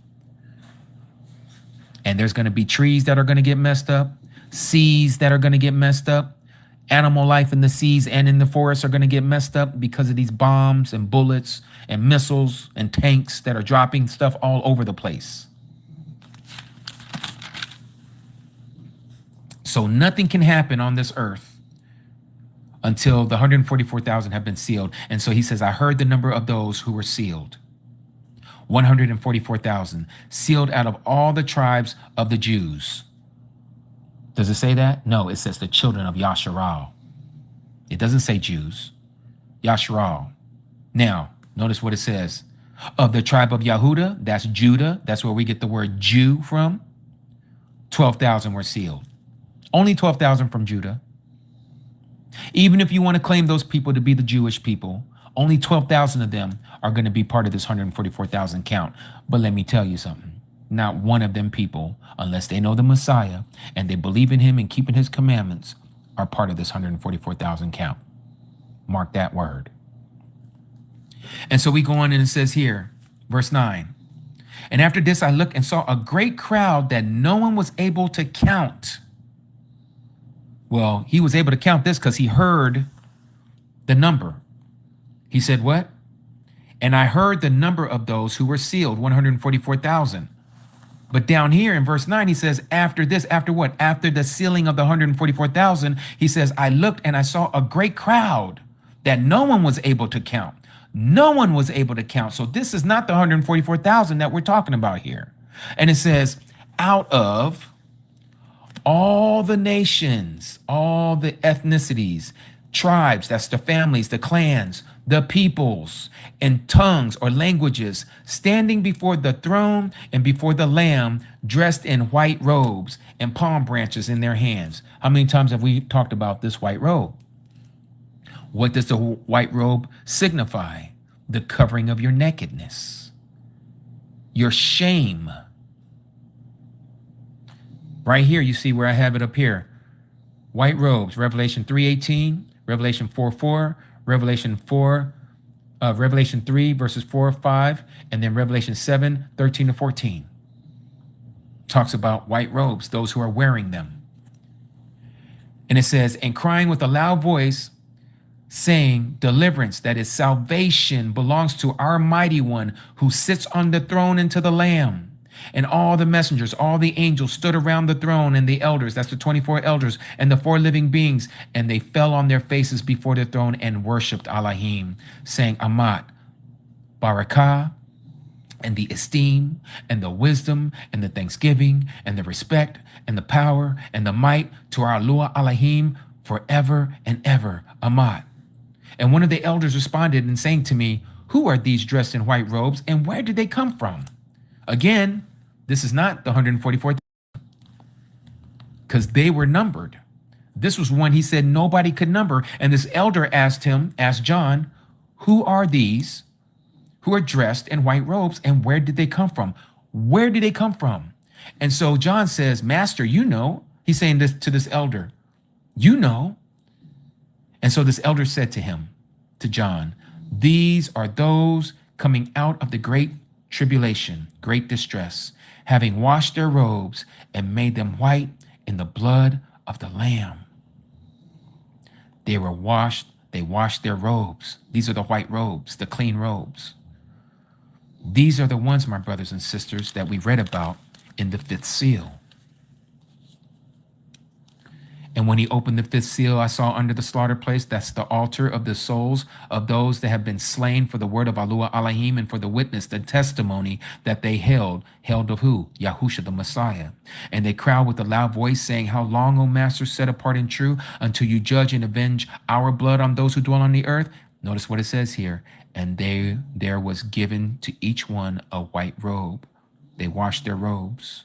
And they were told that they should rest a little while longer until both the number of their fellow servants and their brothers who would be unalived as they were was completed. Yahuah knows that number. No one else knows that number. I looked and I saw a great crowd that no one was able to count. Yahuah knows. He knows the number. Out of all these nations, out of all these ethnicities, out of all these languages, and they worship before the throne. And so it says here again, and they made them white in the blood of the Lamb. That's how they made their robes clean and pure. They made them white in the blood of the Lamb. The power is in the blood. Because of this, they are before the throne. This is talking about you and me. We are reading about ourselves right here. I need you to see this. John is seeing us and himself standing before the throne, praising him who lives forever and ever, praising the one who created us all. We're serving him countlessly in his dwelling place. And he who sits on the throne shall spread his tent over them. They shall hunger no more, neither thirst any more, neither shall the sun strike them, nor heat any more, because the Lamb who is in the midst of the throne shall shepherd them and lead them to fountains of waters of life. And Yahuah Elohim shall wipe away what? Every tear from their eyes. Every tear from their eyes. And when he had opened the 7th seal, now we get to the 7th seal, there came to be silence in the heaven for about a half an hour. Remember what I said, this is where Yahuah gets angry. This is where he's like, get away from me, all of you. I got to do this. I'm about to wreak havoc on the earth. And it goes on and says, and I saw the 7 messengers who stand before Yahuah Elohim. To them were given 7 trumpets. And another messenger came and stood at the slaughter place, holding the golden censer. Notice this, holding a golden censer, and much incense was given to him, that he should offer it with the prayers of the set apart ones upon the golden slaughter place that is before the throne. And the smoke of the incense with the prayers of the set apart ones, which is the saints, that's you and me, went up before Yahuah Elohim from the hand of the messenger. Why is this happening now? Because he's getting ready to answer all those who are praying underneath the altar. Remember, back to the fifth seal. He saw under the slaughter place the souls, the beings of those having been slain for the word, right? They cried, they prayed. This is the prayer of the saints, saying, how long, O Master, set apart and true? This is what the prayer says. Until you judge and avenge our blood on those who dwell on the earth. This is what you're reading. This is what we're all reading here in Revelation chapter 8, verse 4. And the smoke of the incense with the prayers of the set apart ones went up before Yahuah Elohim from the hand of the messenger. And the messenger took the censer and filled it with the fire from the slaughter place and threw it to the earth. And notice the heavenly pyrotechnics go off again. And there were noises and thunders and lightnings and earthquake. We've come to another end of another sequence. But I want to show you how awesome this is about the prayer of the saints, the smoke of the incense. So again, if we go back here, and we was reading this, right?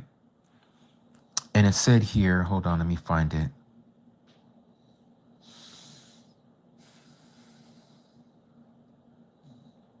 Let me find it here.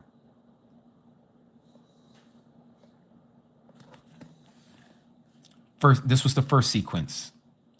And it says that the four living beings and the 24 elders fell down before the Lamb, each holding a harp and what? Golden bowls filled with incense. That is the prayers of the set apart ones. And they sang with a renewed song, saying, you are worthy to take the scroll and open its seals, because you were slain and have redeemed us to Yahuah Elohim by your blood out of every tribe, language, people, and nation, and made us kings and priests to our Yahuah Elohim, and we shall reign upon the earth, right? And it talks about how there was so many of us before the throne, myriads, and thousands of thousands was before him, saying, worthy is the Lamb, having been slain, and to receive power, riches, and wisdom, and strength, and respect, and esteem, and barakah, and every being, every creature that is in heaven and on earth and under the earth, and those that are in the sea, they all worshiped him. It says, to him sitting on the throne and to the Lamb, barakah, and respect, esteem, and might forever and ever. And we all bow down before him who lives forever and ever. This is when I told you earlier, this stops right before he's getting ready to crack the sky and come down. We're talking about the battle at Armageddon. We're not talking about us being taken up. We're already here. We've already been taken up. We've been raptured immediately after the tribulation of those days. What we're seeing here, again, is the heavenly procession, the changing of the guard, where Abba Yahuwah gives the kingdom to the Son, and the Son is getting ready to wage war against the kings of the earth, and we are coming with him. And so that is how this ends here, the first sequence. And now the second sequence, we see the same thing, the prayers of the saints going before the throne. Abba Yahuwah is getting ready to answer our prayers. That's what the fifth seal was all about. How long, you who are just and true? How long until you avenge our blood on those who dwell upon the earth? That's what we're reading here in Revelation chapter 8, verse 5. And right after that, we see, and there was noises and thunders and lightnings and an earthquake. This is the end of the third sequence. And so you'll notice that these things, and this is why I told you, you're going to start seeing how these sequences end, because you're going to see it repeat. Like here in Revelation chapter 4, verse 5. And out of the throne came lightnings and thunders and voices, right? And then I showed you here in Revelation chapter 8, verse 5. And there were noises, thunders, lightnings, and earthquakes. This noises was voices before. Now it's noises. It's not voices. Again, and out of the throne came lightnings, thunders, and voices, not noises. Now The other one says noises. This one said voices. That's what John heard. He heard voices. The next time he hears it, he hears noises. Why the noises? Because it's even greater. It's written, getting ready to go down. He's being shown a different angle, a different camera view of the same event. I hope you are all following me so far. And so this is what we're seeing as we come to the end of the third sequence. And so what follows the third sequence? Let's go here. Let me show you.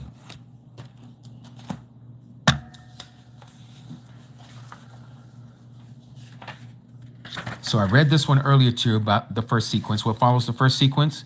The fifth sequence, and then the seventh sequence, and then the eighth sequence. Here's the second sequence. Okay, and we just read, that goes from Revelation 6:1 to Revelation 8:5. We just finished that 8:5. Okay. Second sequence.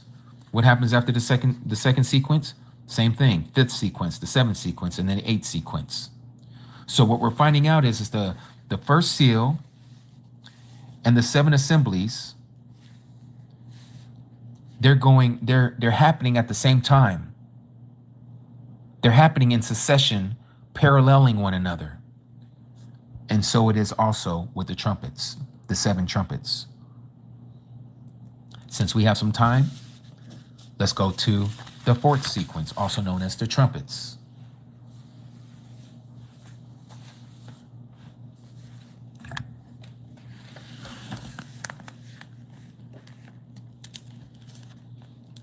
Chapter 8, verse 6.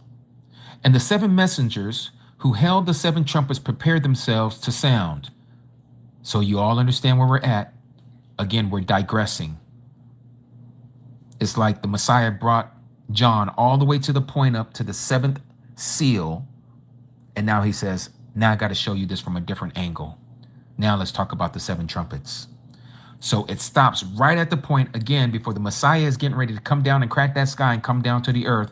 Now he shows him the seven trumpets. And so it goes on and says, verse 7, and the first messenger sounded, and there came to be hail and fire mixed with blood, and there were thrown to the earth, and a third of the trees were burned up, and all the grass was burned up. This is happening right before our very eyes. Every year this happens. Wherever you live on this earth, somewhere there is acres and acres and acres being burned up of trees right now.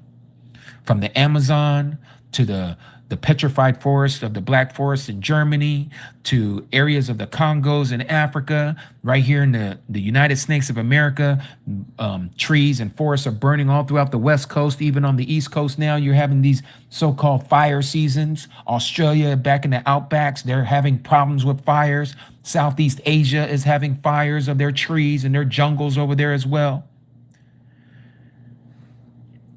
Some of us think that when this first trumpet blows, it's like a third of the trees are just going to ignite and they're just going to burn up.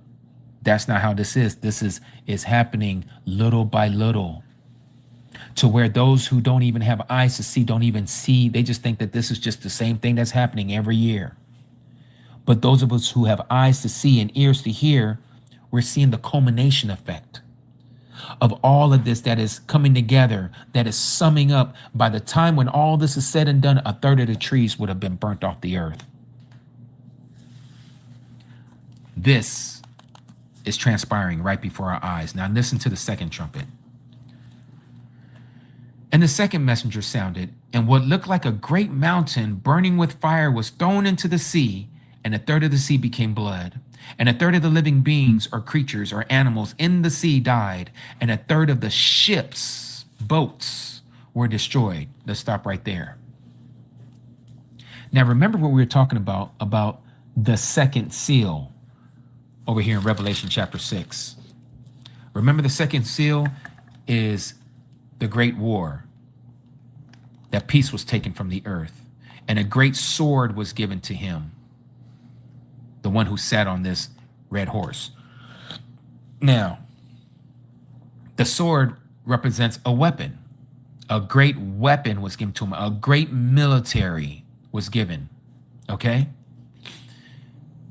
When this happened, which is happening right now, everything's being built up.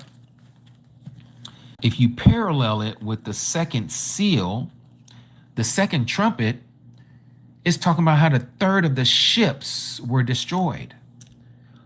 Now, again, this is just my opinion.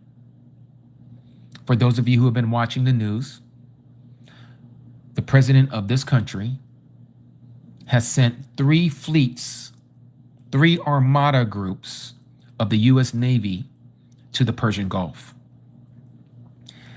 They are sitting there at the mouth of the Strait of Hormuz, right off the coast of Iran. Could it be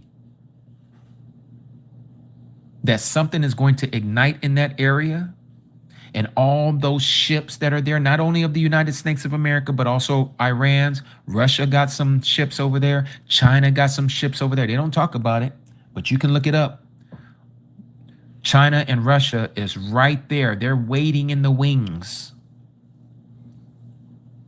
When this stuff goes off, what I'm getting at is, my opinion, they're going to go to war with each other, and they're going to destroy one another's ships.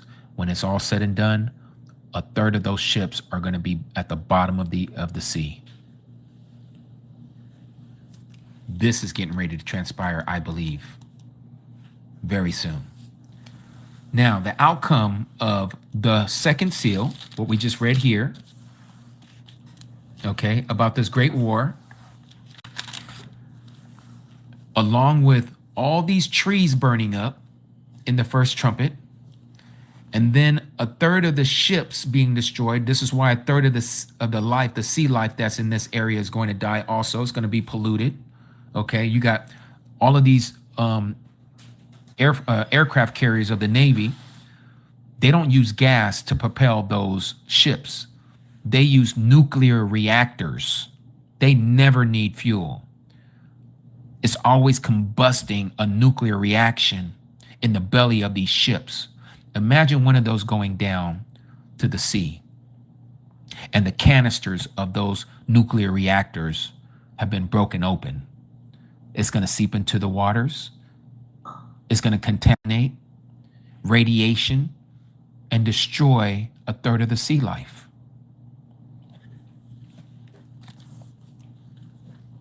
And so it goes on and says, and the third messenger sounded, and a great star fell from the heaven, burning like a torch, and it fell on a third of the rivers and the fountains of water. And the name of the star is called Wormwood. And a third of the waters became wormwood. And many men died from the waters because they were made bitter. They were made bitter. Contamination. So not only are the weapons going to affect the naval ships, but some are going to fall on land surface, and it's going to affect our drinking supplies for certain areas of the earth. A third of these areas, a third of the rivers are going to be contaminated with radiation, nuclear fallout. People are going to drink that water, and it's going to be like they're getting microwaved from the inside out. That's what radiation does. And they're going to die from drinking this poisonous water. That's what wormwood means, poison. This is going to be the outcome of that second seal, the World War. And then it goes on and says, about the fourth messenger sounded, and a third of the sun was struck. A third of the moon, a third of the stars, and a third of them were darkened. And a third of the day did not shine, and likewise the night. Why would this occur? Well, again, when you have all of these oil fields that are being burnt up, they're torching oil fields on purpose. And they're not done yet. They're going to be doing this to one another. Iran's going to be doing it to the Gulf states, and the Gulf states are going to be doing it to the Iranians. And of course, you know, the United States is going to be involved. They're already doing it in Russia. Ukraine is dropping bombs on their petroleum facilities. And so you got all this burning going on. Houston had one. They just put that one out. You know it's going to happen again. LA's got some refineries. Those are going to go up too. When you have all this soot and black smoke, not to even mention the volcanoes that are erupting all over the earth at an all-time high. All of this culminating together, a third of the lights in the firmament are going to be dimmed. And notice that this is coinciding with the number 4. What was created on the 4th day? The firmament, the lights in the firmament, excuse me. The sun, moon, and the stars were created on the 4th day per Genesis chapter 1, starting at verse 14. And here it is in the book of Revelation. When the 4th trumpet sounds, the sun, moon, and the stars are affected. That's not by coincidence. That's not by coincidence at all.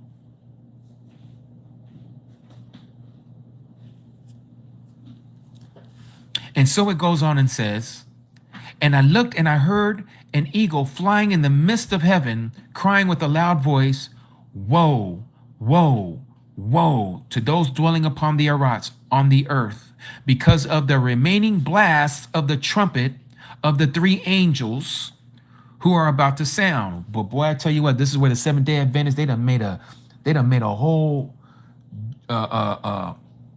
doctrine with these 3 angels. They even got a 3 angels network TV station and all kinds of stuff, right? I used to watch what's that dude's name? Baxter, Seventh-day Adventist teacher. He comes on and got all this glossy, nice artwork and all that stuff, and he has a lisp when he talks. Some of you probably know who I'm talking about. A lot of knowledge, but no understanding. A lot of knowledge. But then this is usually the way it is with a lot of SDAs, Seventh-day Adventists. They have a lot of knowledge in their understanding of their doctrine, but when it comes to the truth, they can't line it up. They can't line it up because they're following a blind guide named Ellen G. White, this prophetess who calls herself a prophetess. And you can't tell these SDA people nothing. It's just like the Seventh-day of the Jehovah's Witness, following all this mess, the Millerite movement and all this. Same thing with the Mormons, same thing with the Baptists, same thing with the Methodists, same thing with the Calvinists, and so it goes. They're all stuck in their genre of understanding. But it says here that these 3 angels who have the last 3 blasts of the trumpets, woe to the inhabitants of the earth, what is getting ready to happen. This is signifying that the Great Tribulation is about to begin. When the 5th messenger blows his trumpet, Satan is upon this earth. That's the Great Tribulation. If you want to know where the Great Tribulation begins in this sequence, it's very clear. It's very clear. In this 4th sequence that we call the trumpets, it happens at the 5th trumpet, the blowing of the 5th trumpet. Let me show you. And the 5th messenger sounded, and I saw a star from heaven that had fallen. This is past tense, had fallen to the earth. And the key to the pit of the deep was given to him. So there's a star that has fallen. John said he saw a star that had fallen. What are the stars symbolic of? We're not talking about the literal stars up there that are twinkling at night. Who are these stars? What is? Let me put it this way. Let's let it answer itself. Let's go to Revelation chapter 12.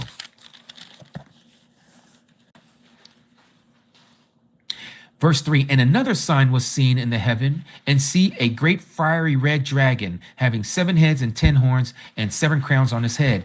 And his tail draws a third of the what? Stars of the heaven, and throws them to the earth.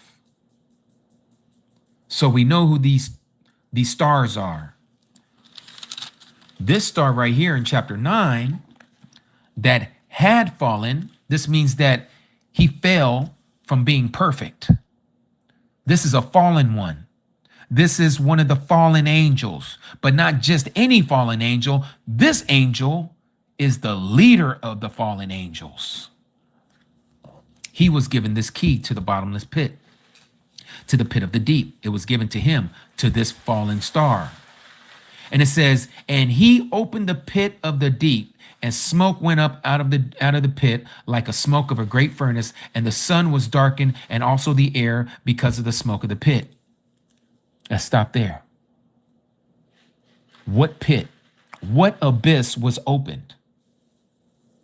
Some of you already know. It's CERN. CERN. CERN. What is CERN? CERN is located in Geneva, Switzerland. CERN is a hadron, how do I say this? A hadron collider.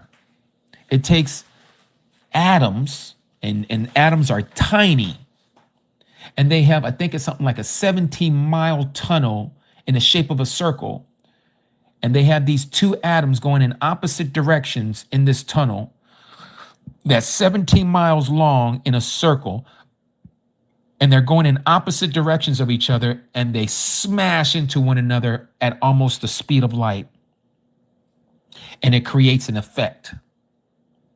Now, from the things that I have read about this CERN Hadron Collider, is that they're trying to make it stable when these two atoms hit one another. Now, they're telling the rest of the world, oh yeah, we're trying to see what is the primordial elements that was made in the Big Bang. Stop it. Who do you think you're talking to? You might get others who don't study to believe that, who don't know anything about scripture to believe that. But those of us who know scripture, we know that is not what you're doing.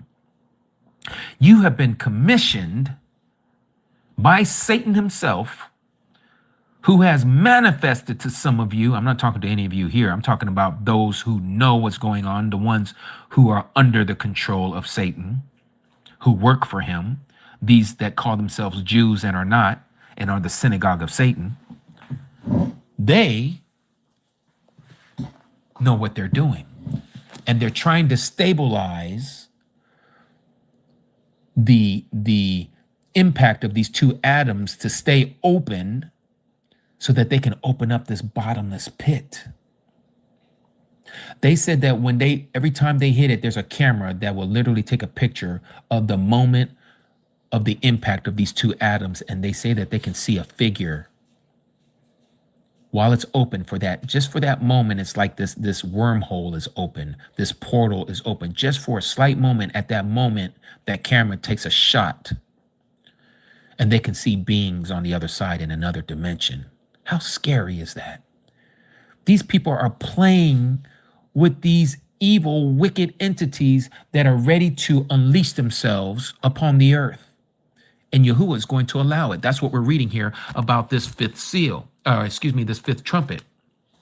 And this is why this other angel here said, woe, woe, woe to those dwelling upon the earth, because of the remaining blast of the trumpets of the three messengers who are about to sound. And so what we're reading here, the first messenger who sounds of the woes, it says that the star that had fallen to the earth and a key of the deep was given to him. This, I believe, is the understanding, the knowledge of how to stabilize what they're doing over there in CERN, Switzerland, Geneva, Switzerland, with this CERN Hadron Collider. And it says, and he opened up the pit of the deep. He opened up this portal, if you will, and smoke went up from the pit like a smoke of a great furnace, and the sun was dark and also the air because of the smoke of the pit. So now here we have John, who was in heaven at one point. Now he's teleported back to the earth, and he's watching this being, this star that fell to the earth, and he's watching this pit that's being opened. And he says that he sees the smoke of this furnace going up, and it's covering up the light of the sun, and it's darkening also the air because of the smoke of the pit. And it goes on and says, and out of the smoke, locusts came upon the earth. Again, this is imagery, metaphoric speech. Listen to this. These are not physical locusts. Listen to this. It says this again. Let's read this. And out of the smoke, locusts came up upon the Arats on the earth, and authority was given to them as scorpions of the earth possess authority.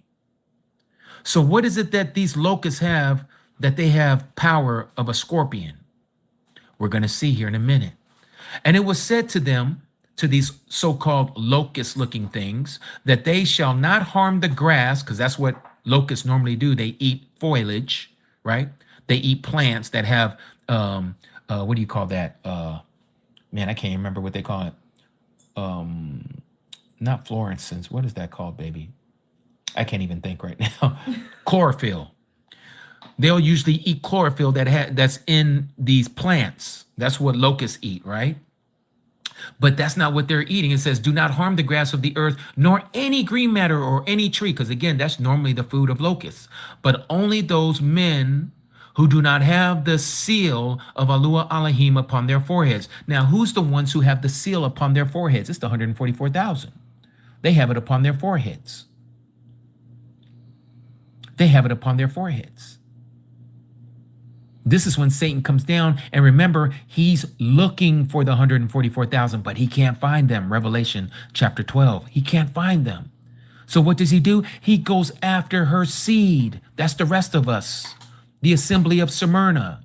Those that the Messiah says, don't be afraid of what Satan is about to do to some of you. Put you in prison for up to 10 days. But that if we would stand and handle all that torture, and when we die, because the guillotine is coming at that point, if you continue on until your head is cut off, he's going to give you the crown of life. This is why that angel says, woe, woe, woe to the inhabitants of the earth. The 144,000 households will not be a part of this. They can't be hurt. And so it goes on and says here, verse 5, and it was given to them, these locust-looking things, they should not kill them, but to torture them for 5 months. Now, we know in Scripture, every month is 30 days. We're not talking about the Gregorian calendar. We're talking about Yahuah's calendar. 5 months. So what's 5 months? 5 times 30. What do we get? What's that, baby? 150? 150 days, right? So we're talking about 150 days of dealing with these things. And their torture was like the torture of a scorpion when it stings a man. Listen to this. We're going to make sense of this. I know it sounds like, well, what is it? Right? Well, we're going to make sense of this. Hold on. Verse 6, and in those days men shall seek death. They are literally going to be seeking death and shall not find it. And they shall long to die, but death shall flee from them. And the locusts, now we're getting a description of what these locusts look like. We're going to come back to this about this torture for 5 months and how death is going to flee from them. And the locusts looked like horses. Now it's giving us the imagery of what these locusts look like that John saw. Remember, this is all metaphorical, okay? These aren't going to be literal locusts, okay, what we're seeing right here, what we're reading. This is what he is being told that they are depicted as. And the locusts look like horses prepared for battle. They don't look like horses. They look like horses that are prepared for battle. If you look at some of these old movies and the way that they have us to believe that these old armies, they would stand up in a battle array, an assembly of horses all standing in a long line like the battlefront. And they're ready to go to war. This is what we're being told. They are in a what's the word I'm looking for? They're in a formation. They're in a formation. So it says they look like horses prepared for battle. And on their heads were crowns like gold. So they have some type of crown. And their faces were like the faces of men. And they had hair like women's hair. And they had teeth that were like lion's teeth. Not that they were lion's teeth, but like lion's teeth. And they had breastplates like breastplates of iron, or looked like iron. And sounds of their wings was like the sound of chariots and many horses running into battle. So let me stop right there, because I know some of you have seen stuff, and some of you, just like myself, you're like, this sounds like a helicopter. I used to think this for years. I used to argue with people, man, this is talking about an Apache helicopter. You seen those Apache helicopters? They got paint on the sides of the military helicopter, and it looks like it's got jagged teeth, and then the man sitting inside the bubble, you know, he's got a face like a man. Helicopter blades, when they're going on, sound like a whole bunch of horses going to battle. This is what I believed. And I can see why many of us would think this, but this is where we have an issue. This is where we find the issue. Let me show you. This is why we know it's not a helicopter.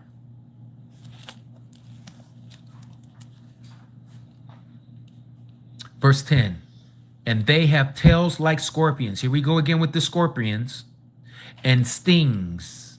And in their tails is their authority to harm men for 5 months. To harm men for 5 months. But notice what it says here. And they have over them a king, a leader. And he's not just any leader. He's an angel. He's a messenger of the pit of the deep, whose name in Hebrew is Abaddon. But in Greek, his name is Apollyon. What is Abaddon and Apollyon? English language? Destroyer. He is the destroying angel. Who's the one who comes to kill, steal, and destroy? You guessed it. Satan is this fallen star. He's the one who's given this key to the bottomless pit. He's the one who is the king of this earth. He's the one who's the king of these third of the angels that fell with him. They're the ones who are going to be unleashed upon this earth. Remember what we're talking about here in these 7 trumpets. The first one was talking about what? A third of the trees are burned. What does the second trumpet talk about? It talks about a third of the sea became blood, and a third of the sea life died, and a third of the ships were destroyed. What does the fourth trumpet talk about? A third of the sun, the third of the fresh waters, the rivers, and the lakes were contaminated with wormwood. What does the fourth trumpet have to do with? It talks about a third of the sun, moon, and the stars not shining as light. So then what about the fifth trumpet? It doesn't talk about anything being a third, right? But it does. It's talking about these fallen angels. And I showed you in Revelation chapter 12 that there was a third of them. And his tail draws a third of the stars from the heaven and throws them to the earth. This is why this angel over here in chapter 8 said this: woe to those dwelling on the earth. Why? Because they are coming down.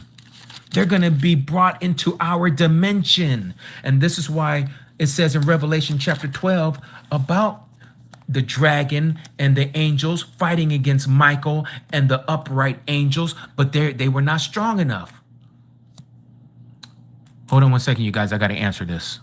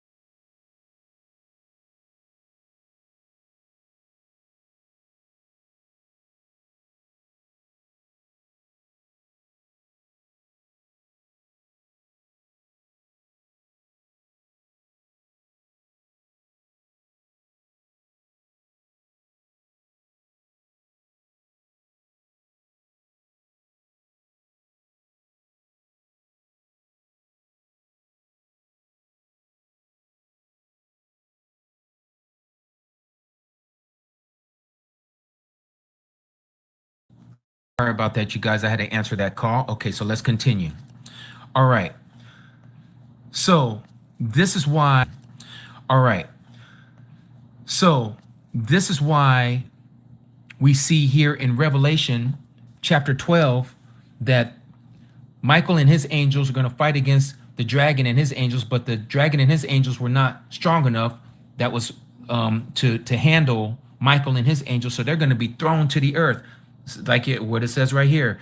And that great dragon who was thrown out, that serpent of old, called the devil, and Satan, who leads all the world astray, he was thrown to the earth, and his messengers were thrown out with him. This is what we're reading in Revelation chapter 9. This is what these locusts are. These are not like some military helicopters. They're not actual crazy looking locusts of some crazy science experiment. No, these are the fallen ones. They are going to be on the earth. And this is why it says this. Again, let's look at the imagery of what John says they look like. Listen to this. Now that we know these are the fallen angels, it says, and the locusts, like They looked like locusts, looked like horses prepared for battle. In their head, they had something as it were a crown like gold. Okay, so we know that they used to be heavenly beings. They still apparently have something that looks like a crown. All right, and their faces were like the face of men. Well, what are they called? Are they not called the sons of Elohim? Are they angels, the fallen ones? Are they not called the sons of Elohim? Of course they are. They've also been made in the image and the likeness of Yahuah. This is why every time we see an angel, we don't know if we're entertaining strangers because they come looking like one of us. They don't walk around having wings. Those are different. Those what you're talking about, those are seraphims and cherubims, excuse me. These angels, these messengers are not that. These are totally different angels. This is a different classification of the heavenly host order.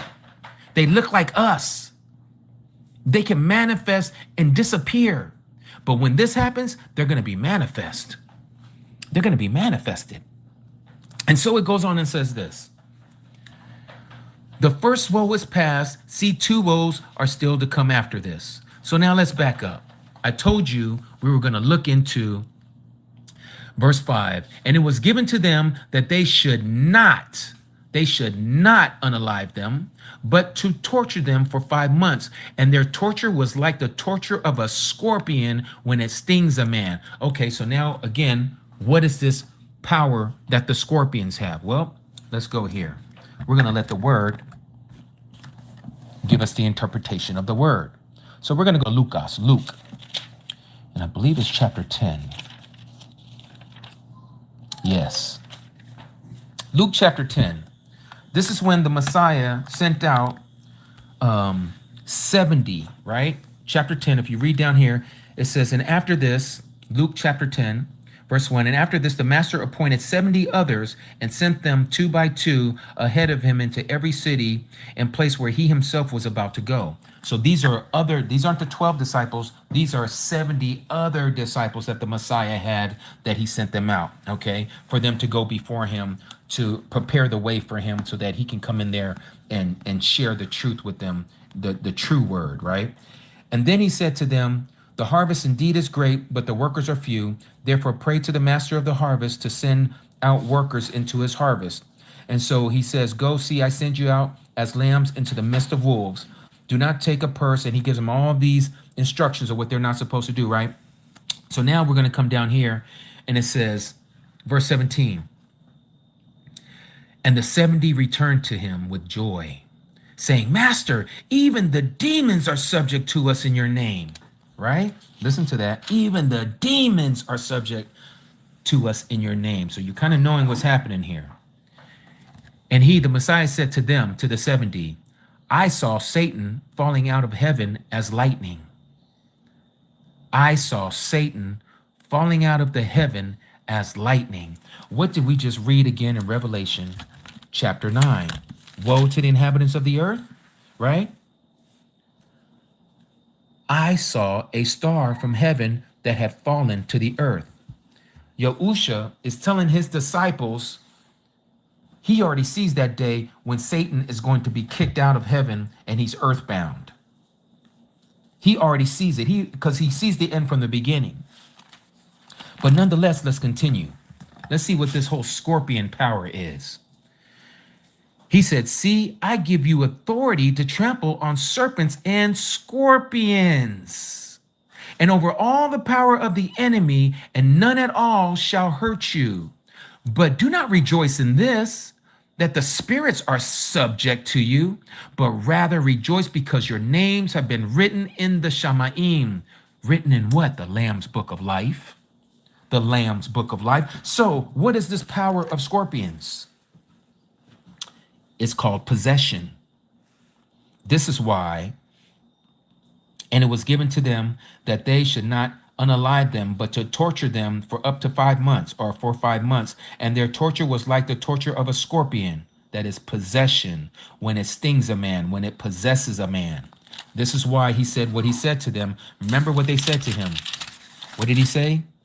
Or what did the 70 say? Master, even the demons are subject to us in your name. So he's equating the demons and the fallen ones for that matter, serpents and scorpions. He says, see, I give you authority to trample on the serpents and scorpions. He's talking about these wicked spirits and the fallen ones, and over all the power of the enemy, just not the demons, and none at all shall hurt you. He says, but do not rejoice in this, that you have this authority over these scorpions and serpents. But now let's see exactly what it says here in Mark, I believe it's chapter 5. Let me see here.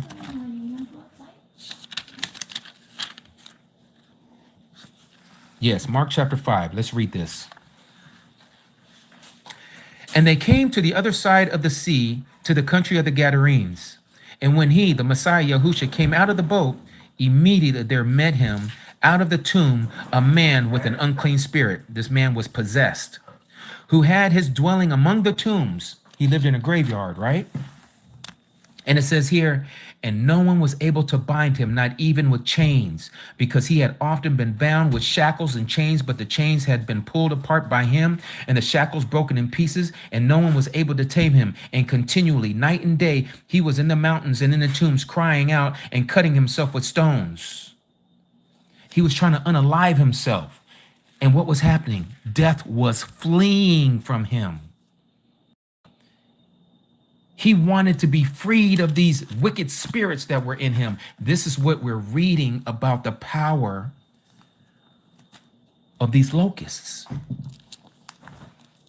And it was given to them, to these fallen angels, that they should not unalive them, just like that man that made his stay in the tombs, but to torture them for 5 months. And their torture was like the torture of a scorpion when it stings a man. And in those days, men shall seek death and shall not find it. You know why? Because the host that's in them, that wicked, evil spirit that's in them, would not allow them to die, because it needs a host body to stay alive.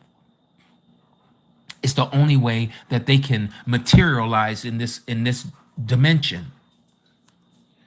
And so again, it says here, and they shall long to die, but death shall flee from them. So there's going to be worldwide possession all over the place. All over the place.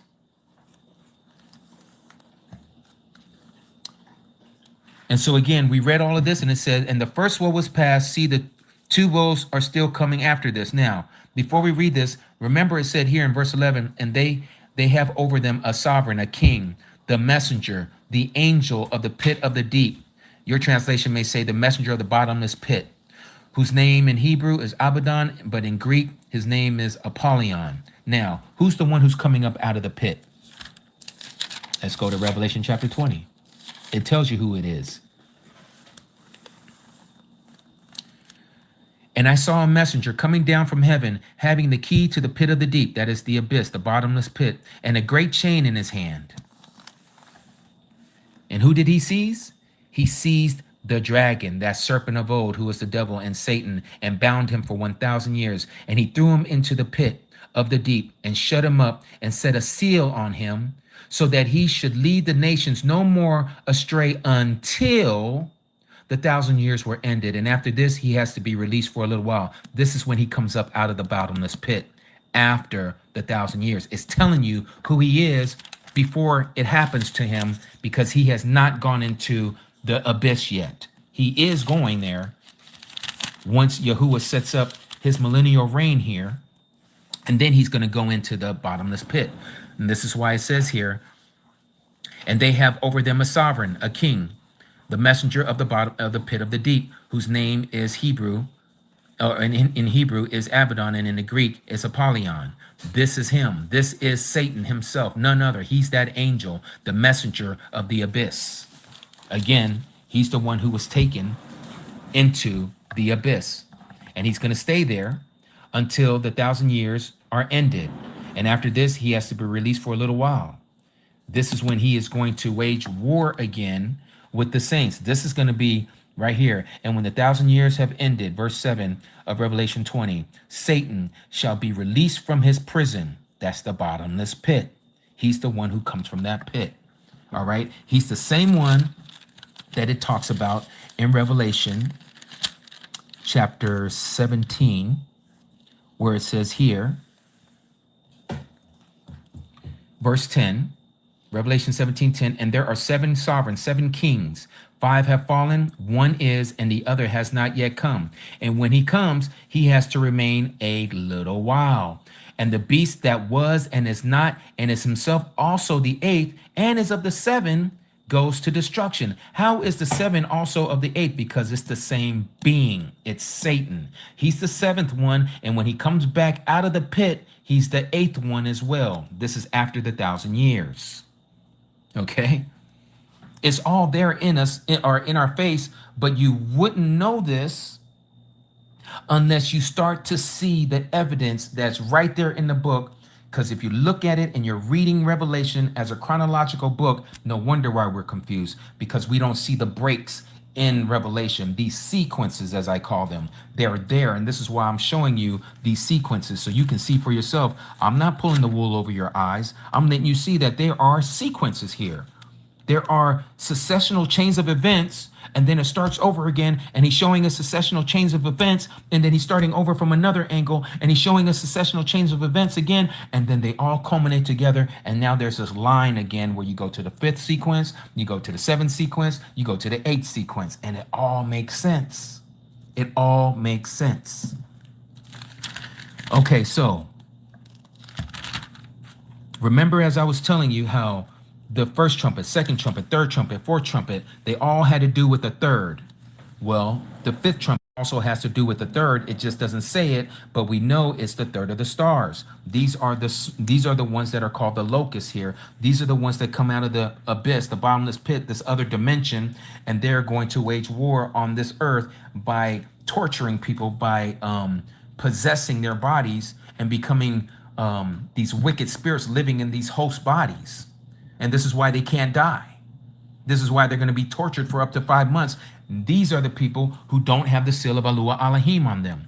The 144,000 are not the only ones that have the seal of Yahuah Elohim, of their names on their forehead. We all have them. All of us who believe in him, we all have his name on our foreheads. We just don't see it. So this is the first woe. See, 2 woes are still coming. And the 6th messenger sounded, and I heard a voice from the 4 horns of the golden slaughter place that is before Yahuah Elohim. And it says to the 6th messenger who has the trumpet, release the 4 messengers. Barakatah, baby. Release the 4 messengers, those being bound at the great river Euphrates. Many of you already know, you've seen all the posts of people saying, look, Euphrates River is drying up, just like it says in the book of Revelation. And so it is. And so it is. And we see here in this 6th trumpet, what does it say? And the 4 messengers, those having been prepared for an hour and a day and a month and a year, were released to do what? Unalive a third of mankind. So now we see the number third again coming up. We didn't see it in the 5th seal, or the 5th trumpet. We see it now in the 6th trumpet. So this is why I'm telling you the 5th trumpet has to do with the third of these fallen ones coming, and they're earthbound. So here we see now the third of mankind is to be taken out. So let's put this together. Remember, let's say there's 8 billion souls on this earth. We were told earlier in Revelation chapter 6 that a quarter of the earth's population is going to be destroyed, right? What did it say here? And it says, and authority was given, this is verse 8 of chapter 6, and authority was given to them over a fourth of the earth to kill with sword, with hunger, with death, or pestilence, and beasts of the earth. Those are the leaders of the earth. I showed you that the beasts are just like the beast from the sea and the beast from the land, which is the false Messiah and the false prophet, right? So here we see again, it talks about how a quarter of the earth is going to be taken out. So if 8 billion souls are here at that time, and a quarter of them are taken out, that's 2 billion people. That leaves 6 billion left. Now we're told a third, where am I at here? A third of what's left is going to be destroyed. So if there's 6 billion souls left, guess what happens? Another 2 billion are gone. A third of 6 billion is 2 billion. So altogether, 4 billion people have been taken out. That's 50% of the human population at the time of the Great Tribulation and throughout the Great Tribulation that will be destroyed. 50%, literally 1 out of 2 people are going to die during this time of the Great Tribulation. That is some high numbers. 50-50, you're going to die in the Great Tribulation. 50-50. That's very sobering, isn't it? You have a 50% chance of dying in the Great Tribulation. Why do I say that in that way? Because we need to get our houses in order. You need to strengthen your relationship with Yahuah. You got to understand who you are, and what you're supposed to be doing, because your purpose is everything. Your purpose, why you were created, is everything. You cannot allow yourself to just go along with everybody else, with the Joneses, and you continue on doing these worldly things and not knowing that there's going to be consequences and repercussions for what you're doing. It's coming. It's coming. So you better have your houses in order so that when you do breathe your last breath, when you are taken out, you're going to wake up in his esteem. You're going to wake up before his throne. You're going to be a part of the eternal family, and you don't have to worry about anybody ever harming you again. You don't have to worry about any sickness or illness or diseases ever again. You ain't got to worry about death ever again. You're going to live forever in a young, youthful age forever. This ain't no fantasy. This is for real. But Yahuah is not going to give this to everybody. Only those who have showed themselves approved by Abba Yahuah. It's the only way. It's the only way. And so it goes on and says this, verse 16, and the number of the armies of the horsemen was 200 million, and I heard the number of them. And this is how I saw the horses in the vision, and those who sat on them, having breastplates of fiery red, jacinth blue, and sulfur yellow. Red, blue, yellow. And the heads of the horses were like the heads of lions, and out of their mouth came fire, smoke, and sulfur. Some translations will say brimstone. And it says, and a third of mankind was unalived by these 3 plagues, by the fire and the smoke and the sulfur that came out of the mouth. Now, let me tell you exactly what it is that we're being told here. If you've ever shot a weapon, and you have shot it yourself, the first thing that you're going to see is fire coming out of the muzzle. The next thing you're going to smell, or I should say see, is smoke. The next thing you're going to smell is the gunpowder, sulfur. This is talking about modern weaponry. This is going to be what we know as the battle that's getting ready to set up Armageddon. They're going to be fighting one another. While they're over there coming together in that valley called Megiddo, they're going to be unaliving each other.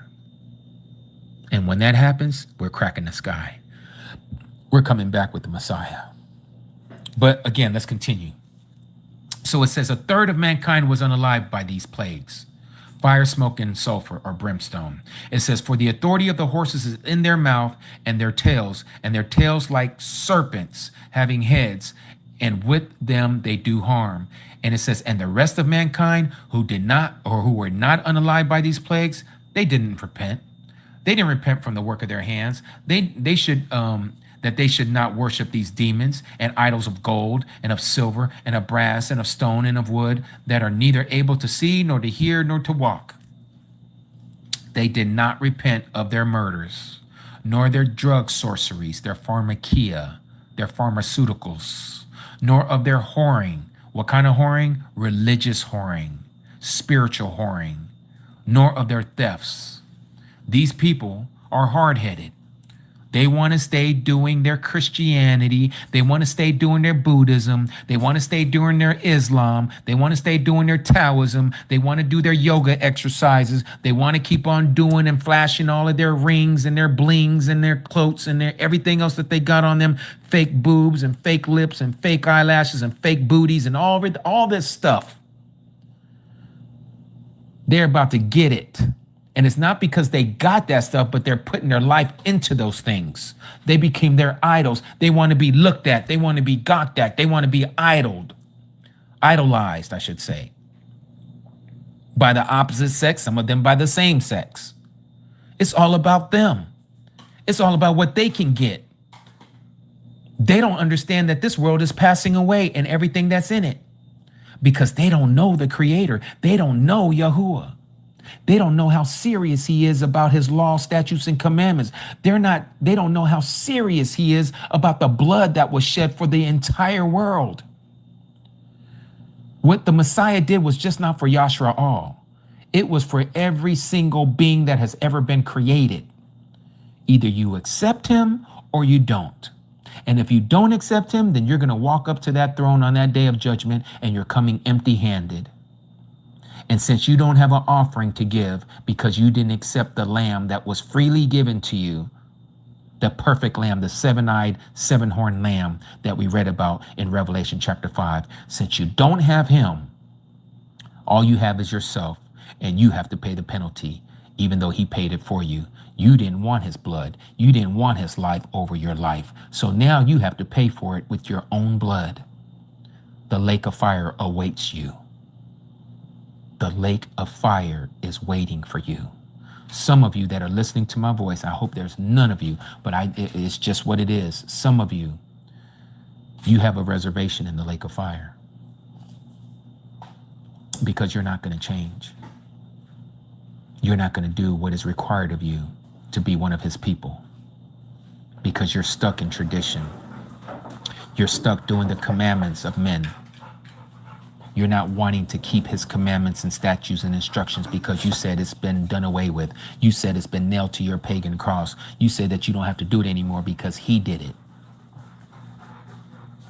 He did his part. Now you're supposed to do your part. You're supposed to follow his example. That's why he says to deny yourself, pick up your stake, and follow me. But some people just won't do it. They won't do it. So this is where we're going to end for today. We're going to start off on chapter 10 next week. I want to thank all of you for coming.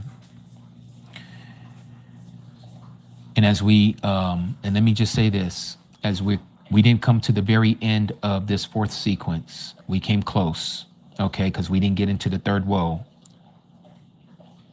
We only did the two woes. There's a third woe. Okay, remember the last three trumpet blasts. Next week, we're going to talk about the seventh trumpet. That's the third woe. And how the seventh trumpet is connected to the resurrection. Just like the Apostle Paul says in 1 Corinthians chapter 15. At the last trumpet. He says it at the last trumpet. For some reason, many Christians can't seem to connect what it means to be the last trumpet. If there's 7 trumpets in the book of Revelation, and the last of the 7 trumpets is talking about a resurrection, why can't you seem to put the 2 and 2 together and you continue to listen to these blind guides that are telling you that the last trumpet is going to be the trumpet that takes you out of here before the tribulation? That don't make sense. We just read 6 of the 7 trumpets, and you know you're here. You know you're here. The last trumpet is the 7th trumpet. That last trumpet is the first resurrection. It is those who believe in the Messiah coming up out of the graves and those of us who are alive being snatched up together with them. That happens at the end, not the beginning, people. Not the beginning. So I'm going to turn on the comments to take some questions and comments. Let me do that now. And let us pull all. Let us pray. Let us seal this with a prayer.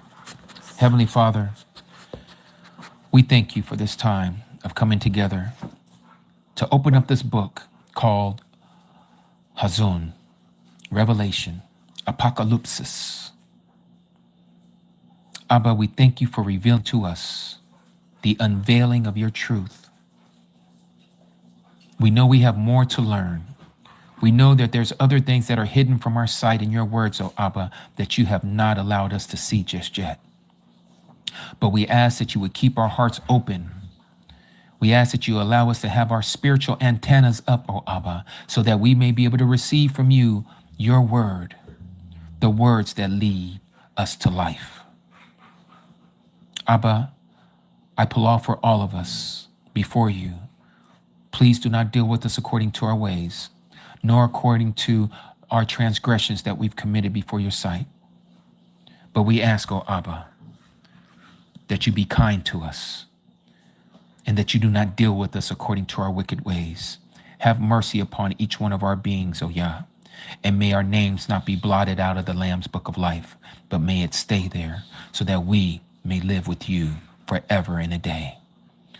This is our Palau, and those who heard these words, O Abba, may it bring forth to you some 30, 60, 100-fold return. In the mighty name of your Son, your Bane, Yahushua HaMashiach.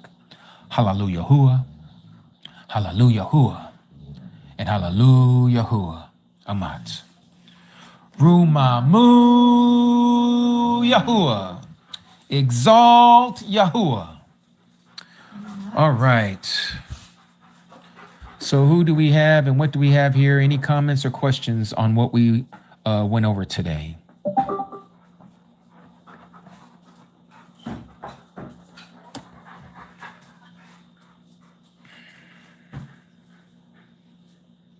Let's see what we have here. Hi, is the 144,000 gathering before or after the tribulation?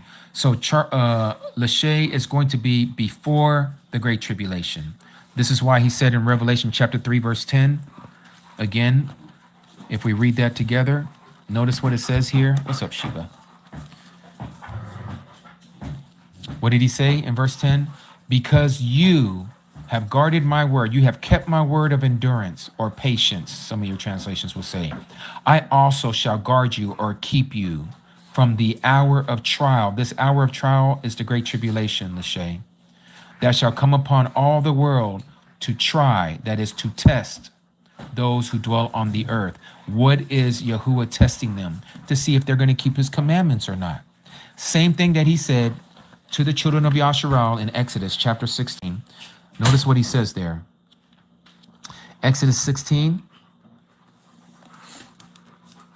He said here, and Yahuah said to Moshe, see, I am raining bread from the heavens for you, and the people shall go out and gather a day's portion every day in order to try them.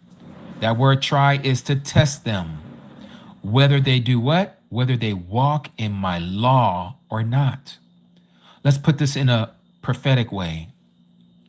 See, I am raining my words from heaven down to the earth for you.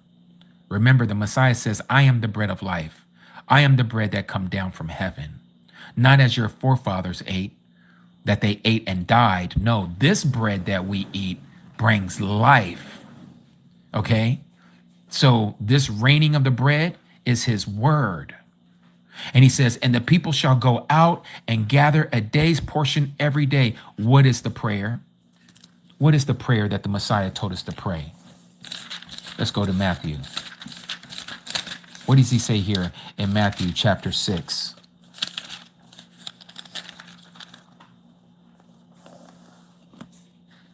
Verse 11. Give us today our daily bread. Daily bread. What was he going to do? See, I am raining bread from the heavens for you, and the people shall go out and gather a day's portion every day. This is the daily bread. In order to do what? To test them, whether they walk in my law or not. Do you see the spiritual application to that?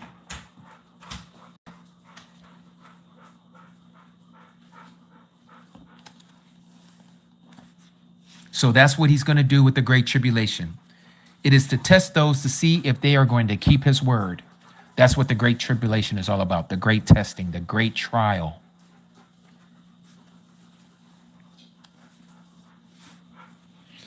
Tudata, Cody Lupe. Tudata.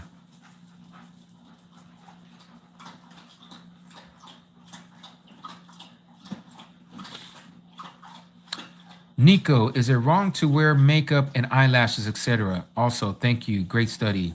So, Nico, or Nicola, I don't know if it's Nicola or Nico. I apologize. All right, let me just pronounce Nicolero or Nicolero. Your question is valid. There's nothing wrong with wearing some foundation, right? You want to put on some eyelashes. I get all of that. What I'm getting at is that what is the intent of your heart for doing that? You ain't got to tell me. Yahuah knows your intent, why you're doing what you're doing with makeup, with lipstick, with boob jobs, with lip jobs, with eyelashes, all of that. Doggies, stop it. All of that stuff is worldly. These are things that the fallen angels taught us. Read the book of Enoch. You'll see. Why do you think it's called cosmetic? It comes from the cosmos.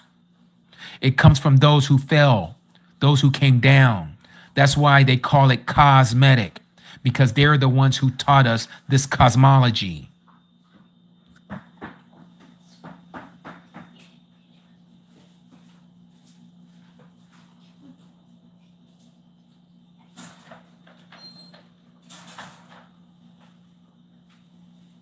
You're very welcome. You're very welcome, Nico.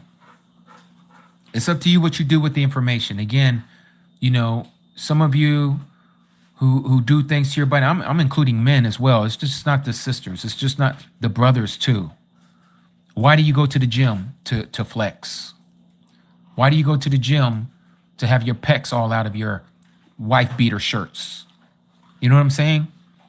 Who is that for? If you want to be in shape because you want to carry your body, that's one thing. You want to take care of your temple, nothing wrong with that.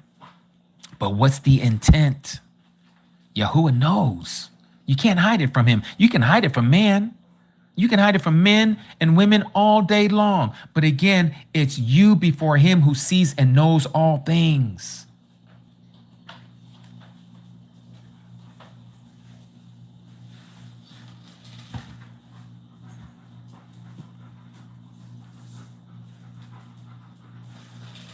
Any other questions or comments? Let's see here. Some of this is coming by a little quick and I can't read them all. Shalom, my Cody Brook. Shabbat Shalom. It's from the fallen angel, so I can't do it anymore. When it becomes prideful, you love your image with it and it becomes a bad thing. That's right. Selena Williams. Is that Jesus Christ a God? Okay. So, Selena, that's not our topic of conversation today, but I'll say this to you. JC, Jesus, is not the name of our Messiah. JC, Jesus Christ, is not the one that is spoken of in Scripture. JC was the one that was placed in the Scriptures, and they removed our Hebrew Messiah and gave us a Greco-Roman Messiah. You know him as Jesus Christ. You see him in the blonde-haired, blue-eyed image. You see him as this Roman figure. You see him with the name Jesus that comes from Greek. It has to do with Zeus.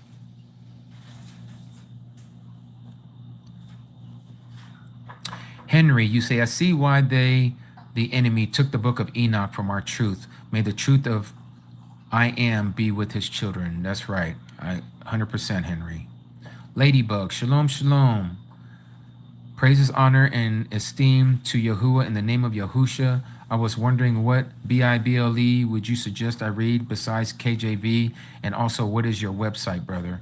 Okay, so Ladybug, you can get the one that I'm reading here. This one's called The Scriptures, TS 2009. This is a great one. You can get this on Amazon, under 30 bucks. Also, you can get another beautiful scripture called the Hallelujah Scriptures. Okay, and it has the Father's name in Paleo Hebrew. This has the 66 books as well. This is also available. You can go directly to their website, hallelujahscriptures.org. or I think they also sell this on Amazon. I don't know quite the cost of that, but this is my favorite. The favorite one, and it's a big gargantuan of a book. TURAH to my Cody, Stella. This one here is Yah scriptures with the apocrypha. Okay, this big boy right here, it's as thick as these two combined. Look at this. You think I'm joking? Look at this. You see that? Yeah. When I put these books side by side, you can see the difference. You see how big this book is? But it has the apocryphas in it as well, and that's why it's so huge. Not to mention it also has, or not for me to forget to mention, that the font is bigger as well. So this one is available if you go to yahscriptures.com, or is it yahscriptures.org? I can't remember. I think it's .com. One word, yahscriptures.com. This may be on back order. If it is, it's worth the wait if you can get your hands on it. Okay. Ren R5V, great to see you here. Shalom, Shabbat Shalom. Question: does any of the 144,000 know that are one of the 144,000 beforehand? I would say no. Well, none of us know if we are the one. We won't know until the day we get snatched up.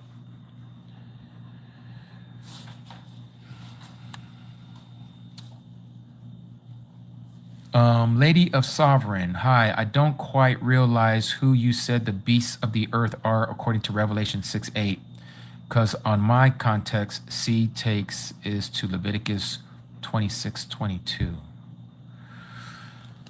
I don't know if I'm following your question, but let me look up Leviticus 26:22. Let's go there. Let's go here to Waquara 26:22.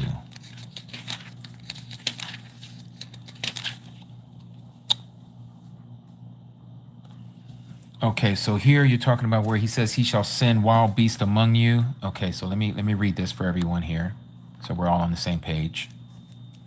Start at verse 21. And if you walk contrary to me and refuse to obey me, I shall bring on you 7 times more plagues according to your transgressions, your sins, and send wild beasts among you that shall bereave you of your children, and I shall cut off your livestock and make you few in number, and your highways shall be deserted.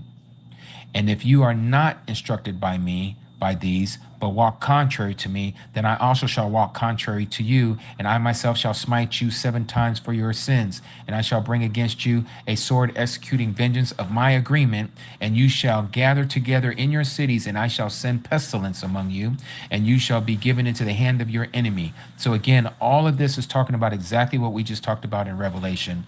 This beast here, send wild beasts among you that shall bereave you of your children. Make that make sense. How does animals bereave you of your children? Are they going around eating up your children? Or eating up the fruit of your womb? No. This is metaphorical speech. He's talking about leaders. Now, this ain't everywhere in the word. Just like when he said that he had made the beast in the same day that he had made us. On the 6th day, if we go to Genesis chapter 1, it has to do with the context of what you're reading, right? So you got to know when to use what. So here, verse 24 of chapter 1 of Genesis, and Yahuah Elohim said, let the earth bring forth the living creature according to his kind, livestock, creeping creatures, and beasts of the earth, according to its kind, and it came to be so. So again, here we see that the word beast is using, in this context, physical animals. But if we look at chapter 3, where it talks about Satan, and the serpent was more crafty than any beast of the field that Yahuah, Elohim, had made. What kind of beast are you thinking we're talking about here? See, in the Hebrew, in some of our other translation, so the Hallelujah scriptures leaves it as serpent. The scriptures, TS 2009, gives it the Hebraic terminology there, which is Nakash. Okay. And Nakash, and the Nakash was more crafty than all the lives of the field. You see how it doesn't say beast here? Because it's talking about a different type of beast. So you can't always use the word beast and think that it's the same all throughout scripture. I have to use it in its context. So the same thing in the book of Revelation, when I was showing you guys about the beasts there in chapter 6 of Revelation, that the beasts of the earth are going to unalive people. These are the leaders. Just like it calls the beast in Revelation chapter 13 about the false Messiah. He is considered the beast of the sea, and the false prophet is the beast of the earth. And it talks about the 10 kings as the 10 beasts that are those that have given their power over to the dragon. And these shall hate the woman, which is Christianity, and shall devour her with fire. They shall destroy her. Christianity is only going to be here for a little bit longer, and then they're going to bring out the Luciferian doctrine. This is what Satan wants to do. He's been using Christianity for this purpose up until the moment when this world war is done. Christianity is going to be out the window. That's when the no hide laws are coming into effect, and that's when they're going to bring out the Luciferian doctrine, the pure Luciferian doctrine, as they call it. Let me catch up with you guys because I'm way behind here. I apologize if I don't get to some of your questions and some of your comments.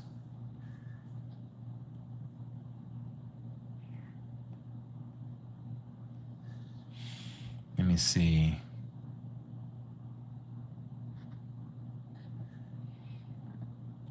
You're very welcome, Selena.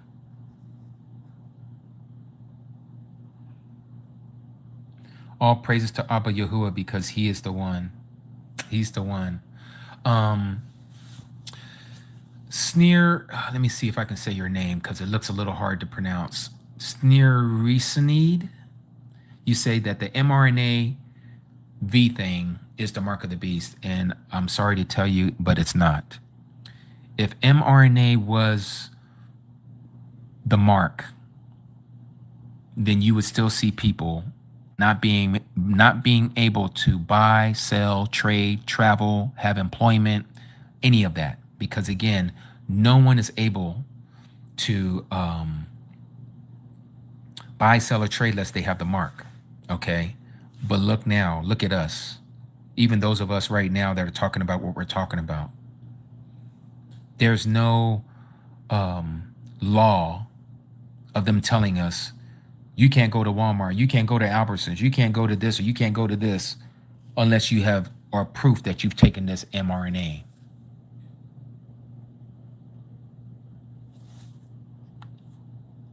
Hold on one second, you guys. Let me text this.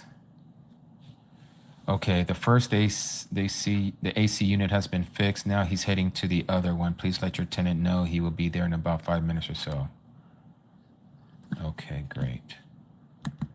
She is expecting him. All right. Okay, let that spool. All right, let me come back to see what you guys are talking about here.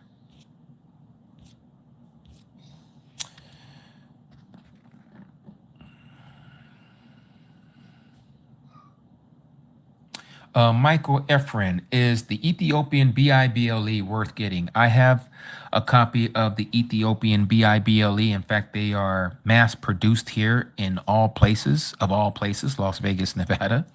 We have a huge Ethiopian Coptic so-called church gathering out here in Vegas. And but anyhow, is it worth it? I guess it is worth it, you know, if you just want to compare. But here's the thing.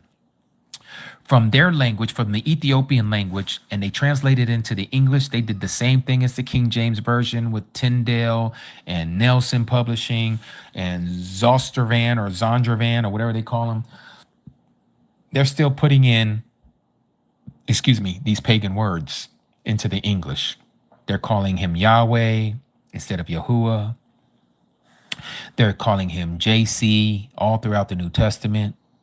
They're still using those words. So, I mean, if you just want to look into it, because it does come with the Apocrypha, but you can get these other ones. Like I just showed you, Yah Scriptures is a better translation than the Ethiopian.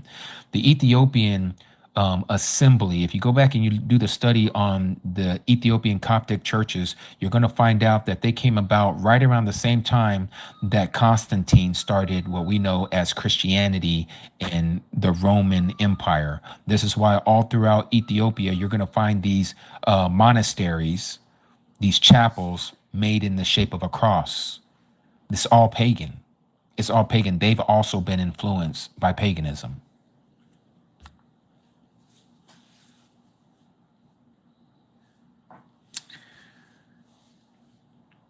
Is J a real letter? It's a real letter, but there is no J in the Hebrew, and in a lot of other languages for that matter, there's no letter J. The letter J is very new. If you look it up, it'll say that it began to take traction around 1524 AD. I can't remember the guy's name. He's a Latin dude from Italy, but he made the I a hooked I. This is why in the English alphabet, the letter J, the lowercase j, looks just like a lowercase I, but with a hook. It comes after the letter I. So the letter J changes the name, or changes the sound of the I. So if you look at some of the old King James versions of the Bible, the so-called authorized version, you're going to see the letter I instead of the letter J for Isis. It was pronounced that way before the letter J came around.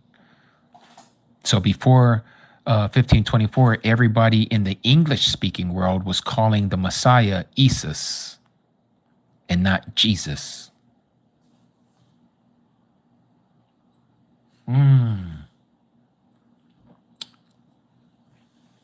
Yes, Selena, I already know. Yeah, they do it all the time. They're not the only ones. TikTok does it to me too. It's because of the stuff that I talk about. So they don't really promote my channel. And that's okay. Abba Yahuah already knows who he's going to bring in here, because he's the one who is bringing you to his truth, right? And I'm not the only one who's talking about this. Far be it from me to think that we're the only exclusive channel on all of YouTube or of all the social medias, as if we're the only one with the truth. Now, I will say this, there's not too many of us out there telling you all this truth. I only know of a handful, okay? And most of them are on TikTok. But as it comes to here on YouTube, yeah, there's not too many. Not even Truth Unedited is coming in with this kind of heat. He still has some things that he needs to work out. I followed Ronald, Truth Unedited, for those of you who know him, in his days when he used to call the Messiah JC, Jesus. And so I've seen the change in that brother. And so I know that Abba Yahuah is still working on him. There's some that have went backwards, like a guy by the name of John Truth. He now believes that Paul is a false prophet, a false apostle. He's sounding just like this other guy who's all tatted up on TikTok. And that's all he does. All of his content is about how Paul is this ravenous wolf from the tribe of Benjamin. And that's all he talks about. But I'm going to expose those too here in the near future, Yahuah willing, to keep people from falling away from the true doctrine, falsifying and making false accusations against people. Cody Brook, you brought up something that I wanted to talk about. So here it is, President Trump. If he's never told anybody before, he's about to tell everybody now that he's about to make a national Sabbath day, that everybody is supposed to, and I think it's supposed to be voluntary, but he's pretty much making it a national Sabbath day. And he says that the country of the United States of America is to observe the Sabbath from Friday sunset. Listen to this. Friday sunset to Saturday sunset. You can look it up. It's supposed to be the national Sabbath or something like that he's doing. It's like a one Sabbath thing that he's doing. But nonetheless, he's keeping it just like the Ish people. And the Ish people keep it from Friday evening to Saturday evening. This is a doctrine that comes from Babylon.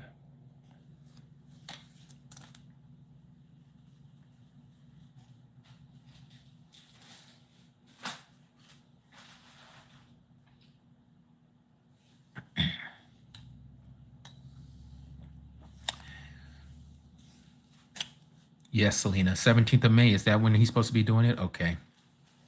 Yeah. Yep. Yes, Johan. Janine. Yep.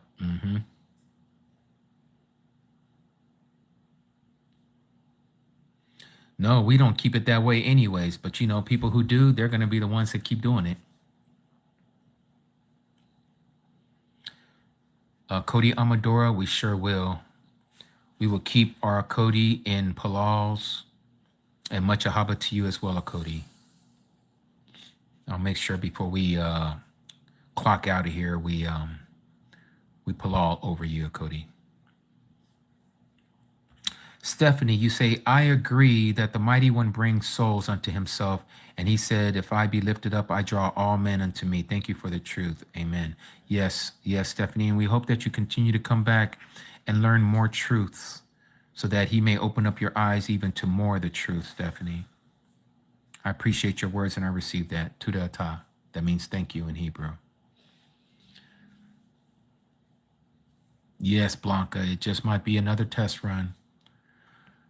MABO, when is the Sabbath? You're in our Sabbath meeting right now, MABO. Today is our Sabbath, according to the true calendar.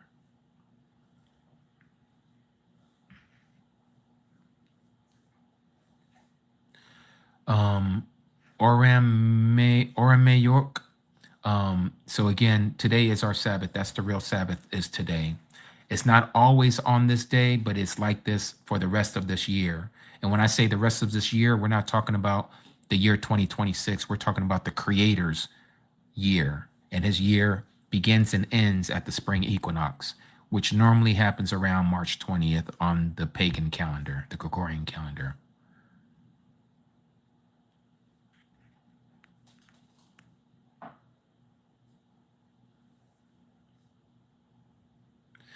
BioHeal Labs. The BIBLE that is before you is called The Scriptures, TS 2009, available on Amazon.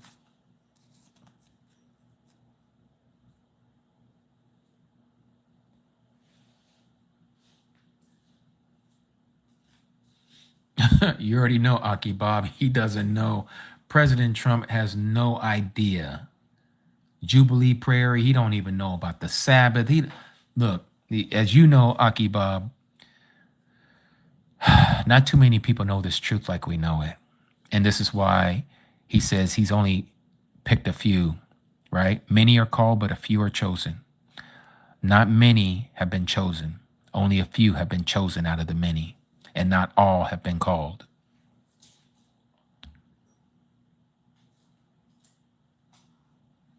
Is it also sundown to sun up? No, York, it is sunrise to sunrise.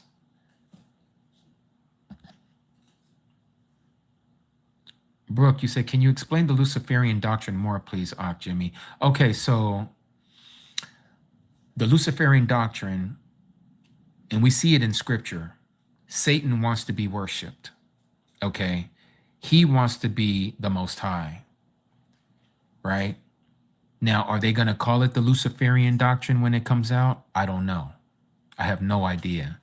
But for the majority of humanity, when this mark comes out, if they don't know Yahuah, do you think they're going to put up a fight to take the mark when their stomach is hungry? When their children is crying in their ear, Mommy, Daddy, I want to go home. I want my bed. And then you got grown folks crying about they don't eat their McDonald's anymore, and they want their soft bed, and they want their hot showers, and they want all their creature comforts. And all they have to do is take the mark, and they're going to get it right back. They don't know the consequences and the repercussions for taking what they think is just, oh, I get to have all this and I don't have to work anymore. Everybody's get the same. We got all the same credit score and all this stuff. And all we have to do is just follow what this guy over in Israel is saying that we're supposed to do. This guy who is our God. And this is why, as we go into the study next week, who can make war with this man? Who can wage war against this beast? Can't wage war against him. It's the Messiah who's going to destroy him with the brightness of his coming and with the words coming out of his mouth, the two-edged sword.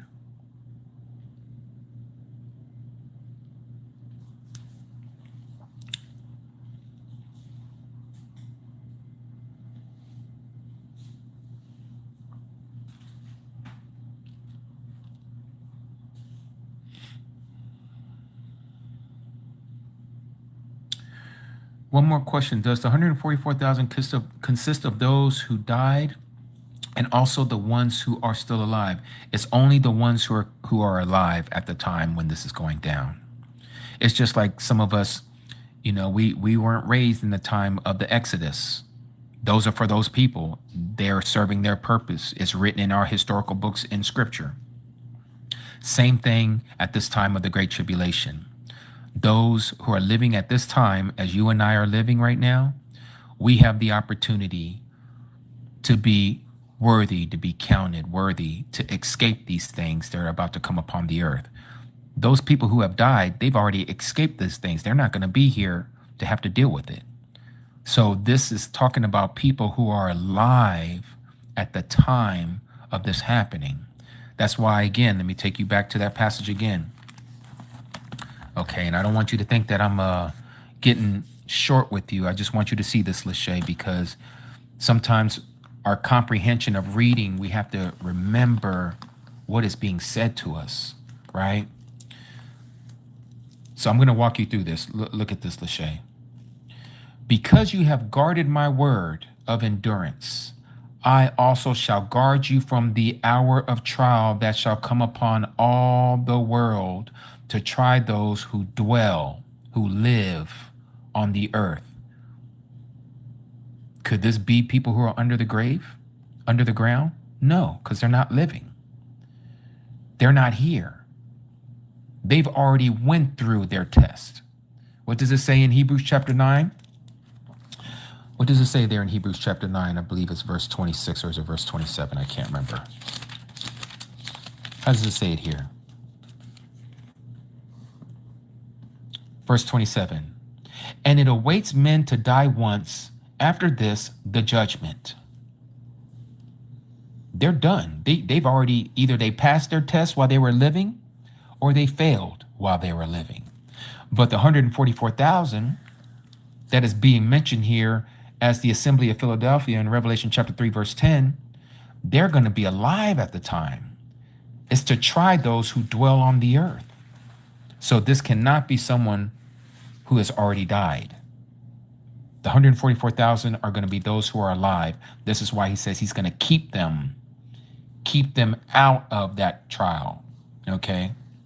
They're not going to be here for that trial. Does that make sense?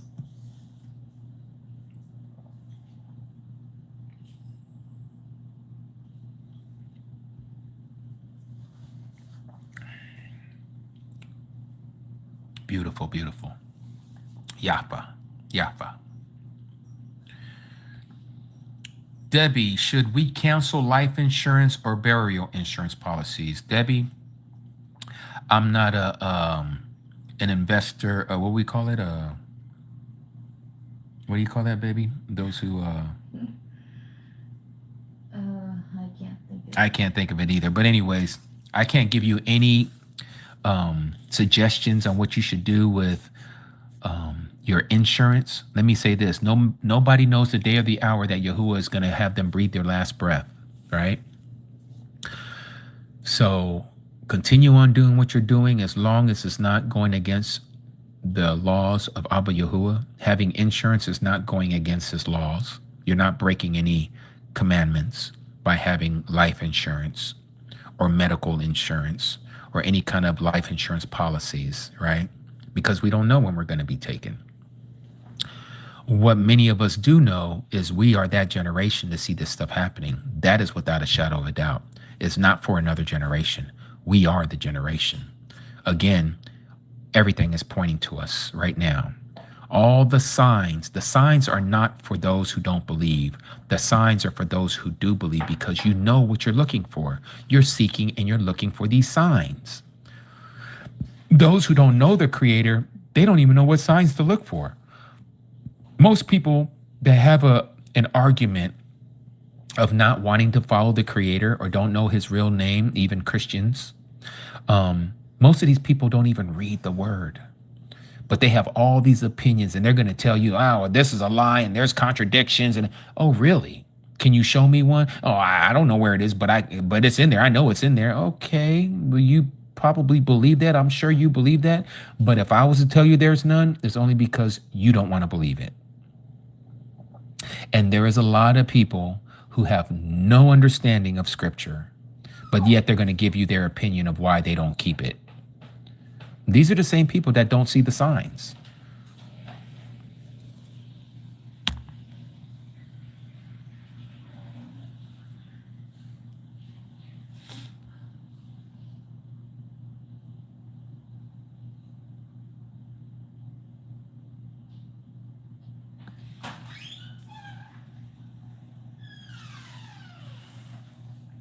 Madman.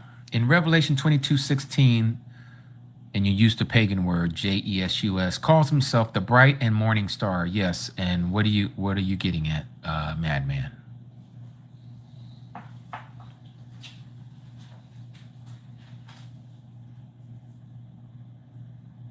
Yes, Stephanie, that would be true. We are his witnesses right now.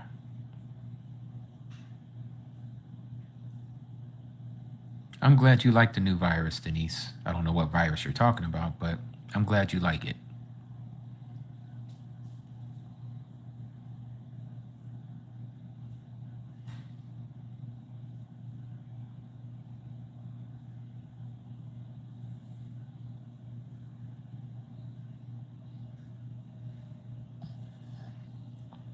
BioHeal Labs. JC is not the fallen morning. He is the bright morning star.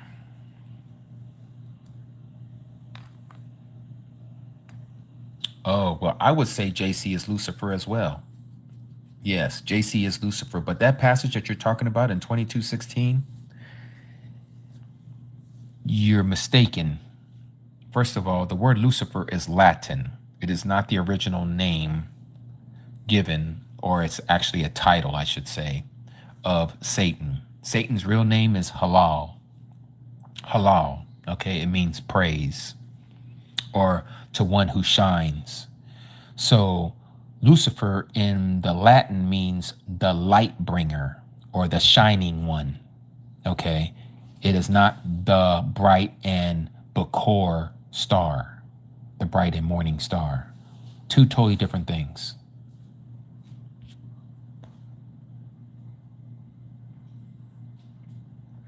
Yes, Michael, you can get all of these are available, even in Australia. Hallelujah Scriptures, the Yah Scriptures, TS 2009, they're all available there in Australia. We have people that are here. I don't know if they're here right now, but our Aki Robin, he's from Australia. We got a Cody Rachel, she's from Australia. Who else do we have in Australia? There's a few others, and I can't think of it.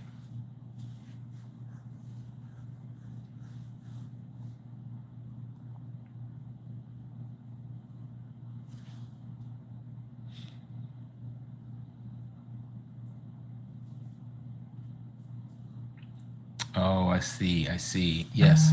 So we're getting ready to, it's not quite there yet, but we're getting ready to do the evening prayer. The sun is still up here on the West Coast, but when that time comes, we're going to be doing the evening prayer and we're going to call it a day. He was on? Okay.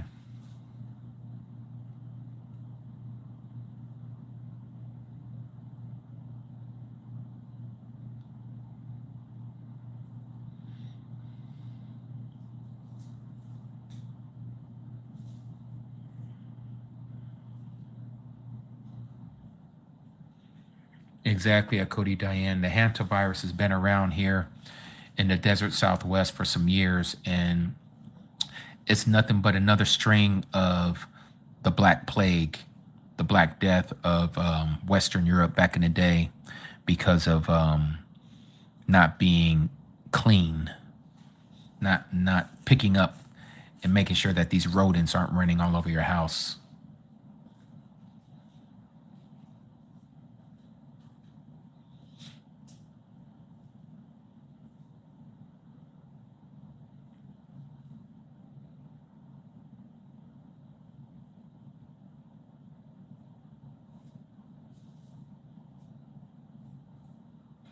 I heard that same thing too, Cody Stella. Shabbat Shalom to you, Cody. I heard that same thing about the C19 jab that because you know they be putting all kinds of mess in those things. They'll give you viruses to make you have a so-called immunity to those same viruses that they put in you, and they say, well, we're putting in dead viruses, not live viruses. It doesn't matter. Let me put it this way. When I was in prison, yes, I was in prison 8.5 years. But here's the crazy thing, right? So the population in prison, we're pretty much ostracized from those outside, right? And I'm talking about the public. The only ones who can bring in any kind of contamination to us is the correctional officers, the CO as we call them. However, we don't touch them. They don't touch us. They hardly come in and touch things that belong to you. And if they do, they're wearing rubber gloves and stuff, right? So nobody would have the flu in the entire prison yard until the nurse of the prison comes and says on the loudspeaker, we're giving out flu shots. Those of you who want flu shots, line up and get flu shots. Guess what? The very next week, there's an outbreak of flu all over the prison yard. I've seen this 8 years in a row locked up. I stayed away from people who took the shot.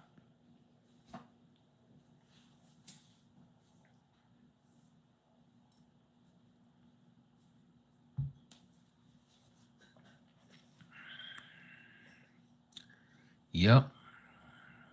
The body is the best thing going.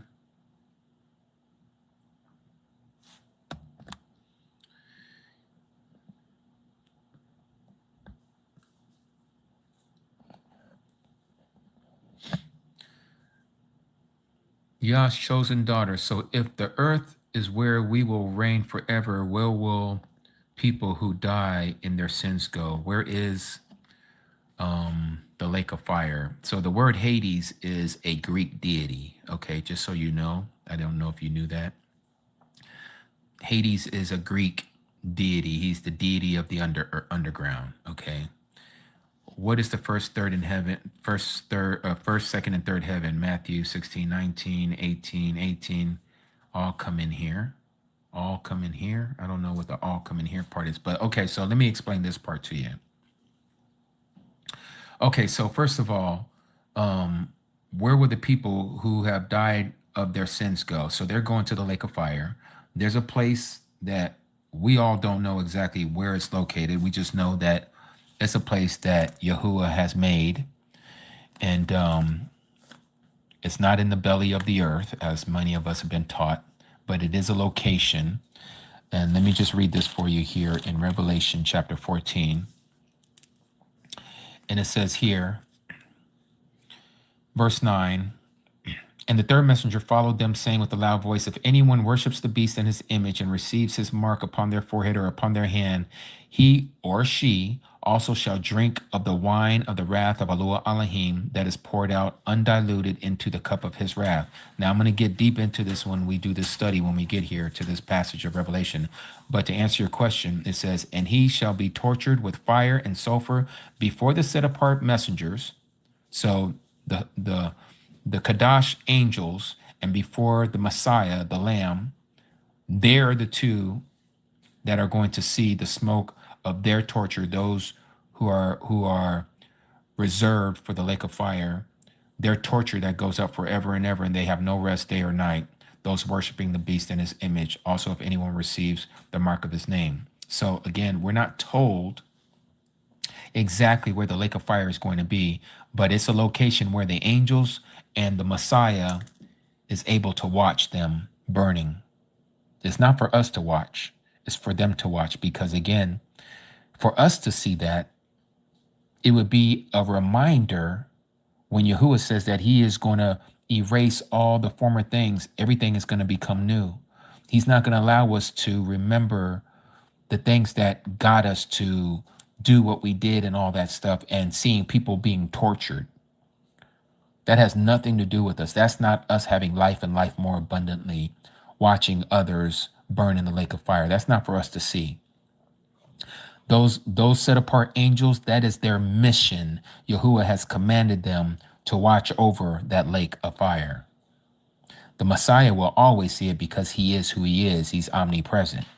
So he's going to be able to see it. But for us, we're going to know that that's where they're going, but I don't want to even see it. I don't even want to feel the heat coming out of that blast area. I don't even want to know.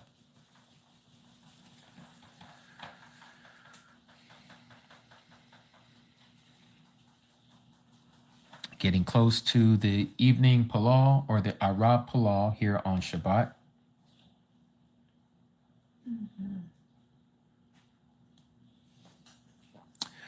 Zara, what is the version that I am reading from? I've been reading from two different ones today. Here's the Hallelujah scriptures. Okay.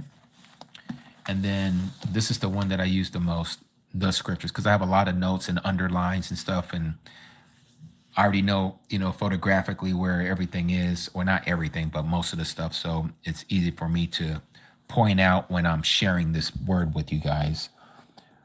And it lessens the time between me trying to find something and I already know where it is.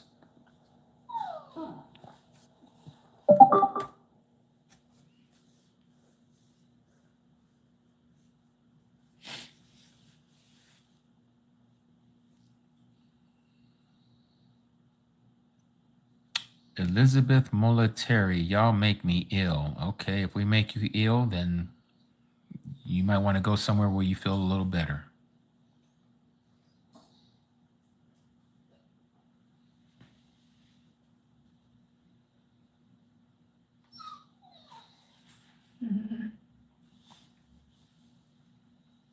Hazel's just whining. Gina says, "Oh, I hear Hazel." Hazel's Where's she in the cage? tomorrow, yes. She don't know how to behave. Mm-hmm. You just gotta behave, baby. Hey, you behave, mommy will let you out. Don't go crazy. Hazel. Yes, yes, yes. Can you expound on truth unedited? Like exactly what, Humble, we are? What about truth unedited? You guys want to see little Hazel? Look at her. Little Hazel. What you doing, baby girl? Tomorrow. Yeah.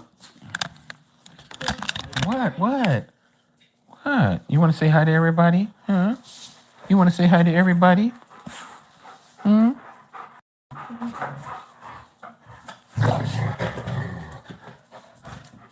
Tell her, Sheba.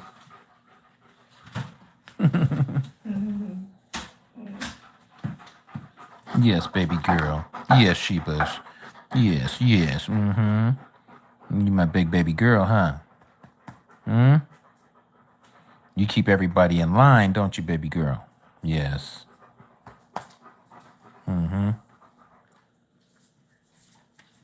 Let me see, Humble. Let me see what you said. You said he has some things to change or something to that nature.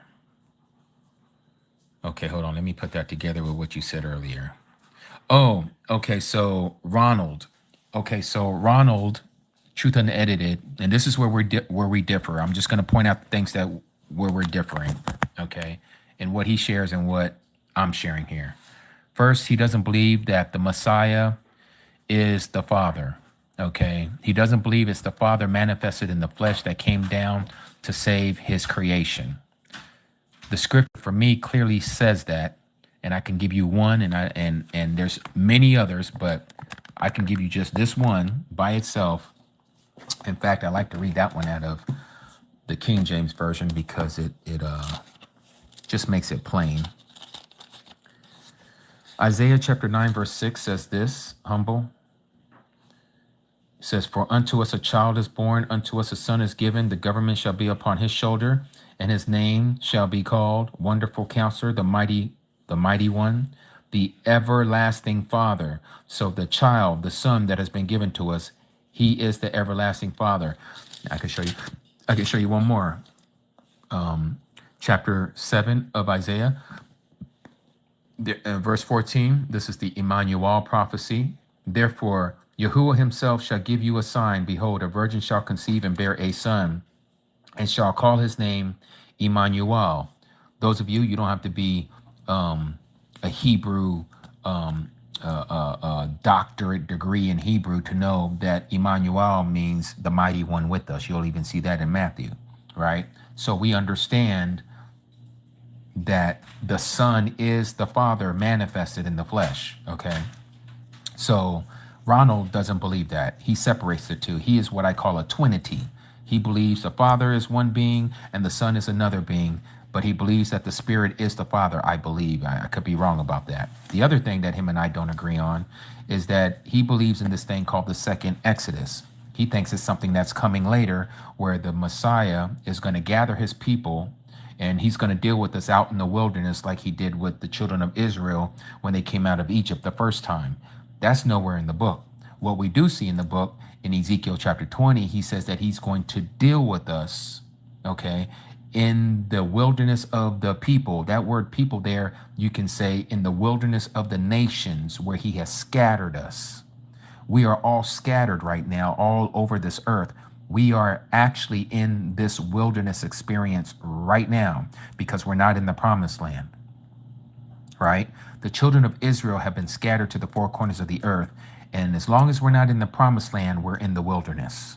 So for someone to say, like Ronald, Truth Unedited, that there's a second Exodus coming, and I don't know if he believes to the degree like some of these other people. There's some people that say, hey, there's going to be ships that are going to be pulling up on the shores. Don't ask no questions. Just get on the ship because it's going to take you out of here. What? Where's that in the book?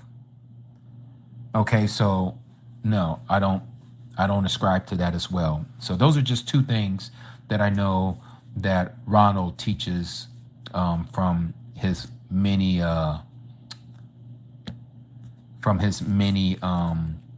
what do you call it, postings that he has put on YouTube that him and I don't see the same on. Oh yeah, I forgot. And his Sabbath keeping, totally different than ours. He follows the moon, totally different than what we're told in scripture. So yeah, I forgot about the calendar. Thank you for that, Cody Nazareth. Yep, that's another thing that we don't agree with.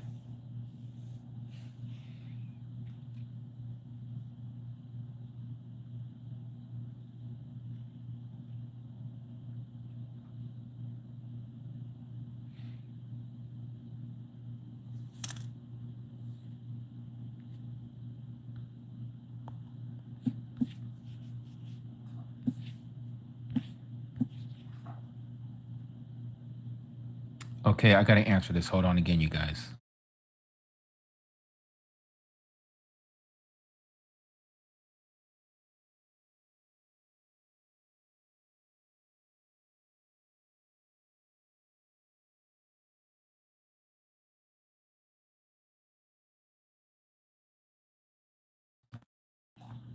Okay, sorry about that. I had to answer that. That is the technician for the AC unit. Let me see here. I might have missed something that somebody said. That is the technician for the AC unit. Let me see here. I might have missed something that somebody said here. Yes, he follows the wrong calendar, Brooke. Yep. Let me see. He's got some doctrines as well, along with believing Father and Son are not one exactly. He's a moon child. Dawood says, Trinitarians both do not know who is coming back for them. I always ask them, which one is coming back, the Son or the Father? Exactly. Exactly, Dawood. So true. So true. Yes. Exactly, Aki. It is that time.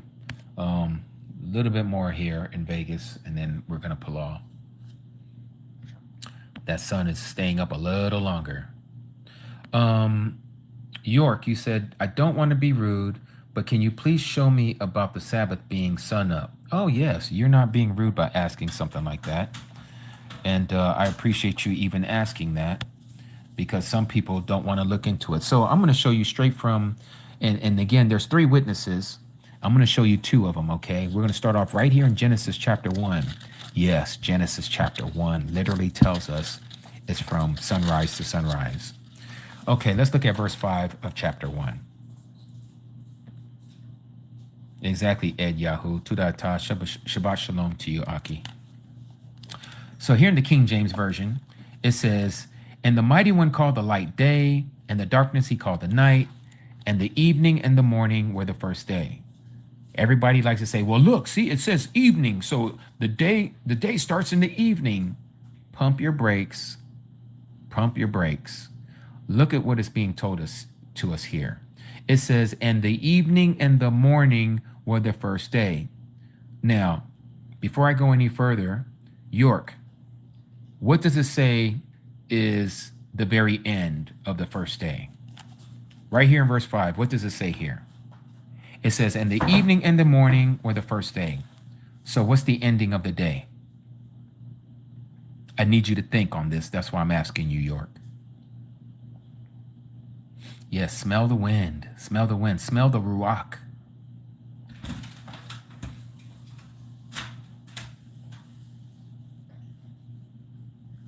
And it's not a trick question. I just want you to see it. Can you show me where I can locate when Sabbath is and how to create that beat tracker? Dominique, so to answer your question, to locate the Sabbath, you're going to have to go to Jubilees chapter 2 and chapter 6. You're also going to have to go to the book also known as the Dead Sea Scrolls. You're going to have to look up 4Q400 fragment, or you can just look for one of my videos from back in the day and find out from there. Because it is a lot, and that's why I have to say it that way. It's not that I don't want to share with you, but it's a lot that goes into it. The first thing that people need to know is when a day begins, which is like what York had asked me. So I'm waiting for York to respond for the question that I had asked York. I don't see York has answered me yet. Let me just see. I don't think so. Yeah. I used to watch Irwin Baxter as well. He names the light first, right? Okay, yeah, so he does, but again, so here, let me do this, right? And the reason why I asked you the questions because it's right in front of our face, but we don't even realize it. So here it says, and the mighty one called the light day, and the darkness he called night, right? So the darkness is not evening, and the evening is not darkness, right? But it goes on and says, and the evening and the morning were the first day. Okay? Evening and the morning was the first day. And then let's go down here to the second day. And the mighty one called the firmament heaven, and the evening and the morning was the second day. You start to see a pattern that after his work that he did on each day, he says evening and morning was the second day. But notice here, it doesn't say in verse 5, nor in verse 8, unless I have a wrong translation, it doesn't say, and the evening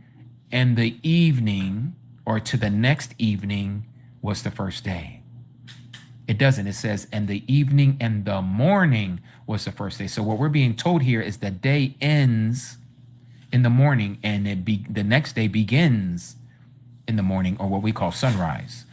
So if you go from the first day, and the morning was the first day, and then you go to the very next day, the second day, evening and the morning. So from morning to morning is considered a day. Do you see that? It's okay, York.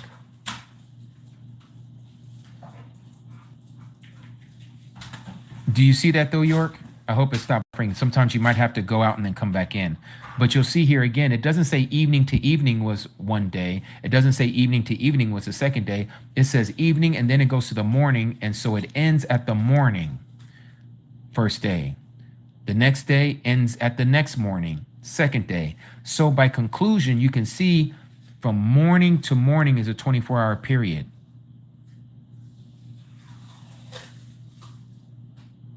Do you see that, York?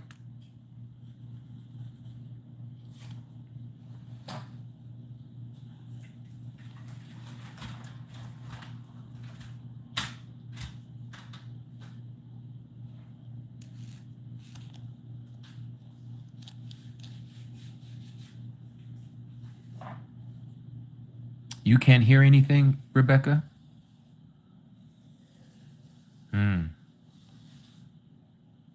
They're messing with our channel, huh?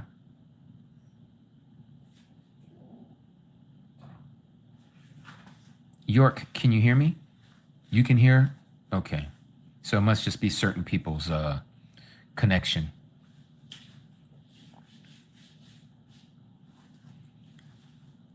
For those of you who are having an issue, you might have to leave and then come back in.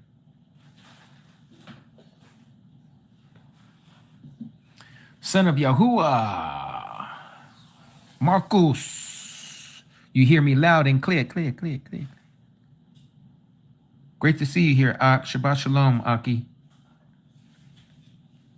Williami, Shalom, Ak. Shabbat Shalom. Okay, let's pull all. It is at that time now. We need to hear. We need to pull all. It's not what about morning to evening. It's not what about morning to evening. I'm not quite understanding you, York, but I'm going to show you another one here in a second. Hopefully that'll open your eyes. But let us pull all. Let us pray. It's that time of the evening prayer here on the West Coast. Heavenly Abba Yahuwah, TURAH for all that you do for us, O Abba, by giving us your truth, by allowing us to see and read your word, O Abba, together as a community of believers. Abba, we thank you for all the questions of those who are searching, who are hungry and thirsty for righteousness, for they're seeking your truth, O Abba. TURAH for allowing me to be used, that you would share your word through me, O Abba. I am not worthy to open up my mouth to speak to my brethren and to my sisters about your truth, O Yah. But I thank you nonetheless. I thank you, O Abba, for allowing us to be this mishpachah, showing love one for another, true ahaba. And Abba, we ask that these words will dive into the deepest parts of our hearts, O Abba, to the deepest parts of our being, that it may give you all the praise, honor, and esteem that you have bestowed upon us, O Abba, by giving us life. We continue to palau for our friends and our family and our co-workers. We palau for our Akis and our Akudis all around the Arats who call upon your name and seek your face, O Abba. And Abba, at this moment, we palau for our Kodi Amadora. We palau for whatever it is that she is going through right now, O Abba. She is calling out to you. And we, as the Mishpachah, we palau over our Kodi, asking, O Abba, whatever it is that is her desire, that it lines up with your will and your desire, O Abba, and that you will give her whatever it is that she is asking from you. For we know that if we keep your commandments, whatever we ask for, you shall do it. And so, Abba, we ask that you would move in her heart in a mighty way, move in her life in a mighty way, and that she may give you all the praise, honor, and esteem for what you have done. All this we ask in the mighty name of your Son, Yahushua HaMashiach. Hallelujah, Yahuwah. Amat. Amat. Okay, so York, I'm going to show you one more, okay? Apparently you're not seeing here where it's showing you right before he numbers the day, the morning comes right before he's letting you know what constitutes the end of the day. The end of the day is at morning. And so right after the morning, because we know what a morning is, the sun is rising. So as the sun is rising, that begins the next day. So at the beginning of the morning is that end of that first day, which means the second day starts at that exact moment as the sun is rising. And so then after the day is done, just like when you go to work, York, I don't know if you work on a swing shift or if you work in a graveyard, but if you work like we're supposed to work, which is from sunrise to sunset, then you wake up, you go to work, clock in 9 o'clock in the morning or somewhere around there parts, right? You do your work all through the day, and then it's time to clock out. It's almost after the afternoon has come, almost evening. Now you're fighting with rush hour traffic. If you live in a decent sized city, you're dealing with traffic. You get home, play with the kids if you have children, play with your hubby or your wife, play with your dogs, your cats, whatever, right? Evening time. You eat your meal, your dinner, take a shower or vice versa. And now you're relaxing, you're winding down. Now it's time to go to bed. It's now nighttime. Okay, the evening has passed. Now it's nighttime. The word evening means even light, even darkness. That's why we call it evening in the English. In the Hebrew, the word evening is Arab, or what we would pronounce as Arab, like Arabic people. Arabic are half European and half either Shamite or Hamites, hence why they have the look that they look. They have this olive complexion. They're half light and half dark. That's why they're called Arabs. Okay, this is where the word Arab comes from, half light and half dark. Evening. Okay, now let me take you to Exodus chapter 16.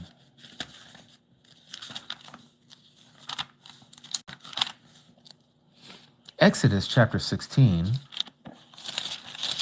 is the only place in all of Scripture that you'll find where the Creator is teaching about the beginning of a day and when the Sabbath is to begin. Okay, so Exodus 16. Oh man, I have my finger here practically the whole time, and I didn't even check it. I'm over here going back and forth. All right, Exodus 16. Notice, and I had brought this up earlier, but we didn't read the whole thing. Right? It says here, verse 4. Then Yahuah said unto Moshe, Behold, I will rain bread from the Shama for you, and the people shall go out and gather a certain rate every day. Notice that. He's gonna rain bread from the heaven for them, and people shall go out and gather a certain rate every day, and that I may prove them or test them, whether they walk in my law or not. And it says, and it shall come to pass that on the sixth day they shall prepare that they bring in, and it shall be twice as much as they gathered those other days, those days that they gathered daily. So it goes on and said, and remember, he said he's going to test them by raining bread. I'm going to rain bread from the heaven for you. So this is what he's going to use to try them, to test them, to prove them, as it says right here, right? So it goes on in verse 6, and it says this. And Moshe and Aaron said unto all the children of Yasharal, at evening, even, Old English, you shall know that Yahuah has brought you out from the land of Egypt. And in the morning, the same verbiage like we see in Genesis chapter 1, verse 5, evening and morning, evening and morning, okay? And in the morning, then you shall see the esteem of Yahuah, for that he hears your murmurings or your grumblings against Yahuah. And what are we, says Moses, that you murmur or complain against us? And so Moshe said, this shall be when Yahuah shall give you in the evening flesh to eat, and in the morning, there we have the evening and morning again, and in the morning bread to fulfill. So he's going to give them meat or flesh to eat in the evening, very specific, and in the morning he's going to give them bread. Okay, and then it goes on and says, for that Yahuah hears your murmurings, your grumbling, that you grumble against him. And who are we? Your argument is not against us, but against Yahuah. And so it says that Moses spoke to Aaron and say to the congregation of Yasharal, to the children of Yasharal, come near before Yahuah, for he has heard your murmurings, your complaining. And it came to pass that Aaron spoke to the whole congregation of the children of Yasharal, that they looked towards the wilderness, and behold, the esteem of Yahuah appeared in a cloud. And Yahuah spoke unto Moshe, saying, I have heard the grumblings of the children of Yasharal. Speak unto them, and say, at evening you shall eat flesh, and in the morning you shall be filled with bread. And you shall know that I am Yahuah, your mighty one. And here in verse 13 it says, and it came to pass that at evening quails came up. Quail is a type of bird. They're like pheasants, okay? And it says, and it covered the camp, and in the morning the dew laid all around the host, okay? Or all about the camp, pretty much. Verse 14, and when the dew that laid was gone up, behold, upon the face of the wilderness there lay a small round something, as small as a hoarfrost on the ground. And when the children of Yasharal saw it, they said to one another, it is manna, for they did not know what it was. So Moshe said unto them, this is the bread that Yahuah has given you to eat. Remember, he said he was going to test them with bread. Test them with bread, not with meat, but with bread. So it goes on and says this, York. This is the thing that Yahuah has commanded. Gather it, every man according to his eating, 1 omer for every person, according to the number of the persons. Take you every person from them that are in his tents. And the children of Yasharal did so, and gathered some more and some less. And when they did, they met it out with an omer, and that they gathered much had nothing over, and he that gathered too little did not lack. They gathered every person according to their eating. And Masha said, let no one leave any of it till the morning. So they picked it up in the morning, but they can't leave it till the next morning, right? So notwithstanding, they didn't listen to Masha, but some of them left it until the next morning. And it bred worms and stank, and Masha was angry with them. But notice verse 21, it says, and they gathered it, this manna, okay, this bread that rained down from the heavens every evening. Oh, it doesn't say evening, it says every morning, right? Right. Every morning. Are you starting to see something here, York? Every man according to his eating, and when the sun waxed hot, it, that is the manna, melted. So it came to pass that on the 6th day they gathered twice, so they got a double portion. They gathered twice as much bread, 2 omers for one person. And all the rulers of the congregation came and told Masha. And he said unto them, this is that what Yahuah has said or spoken. Tomorrow, because this is the 6th day, tomorrow is the rest, or the Sabbath, the set apart Sabbath unto Yahuah. Bake that which you're going to bake today, and seethe what you're going to seethe today, or grill what you're going to grill today, right?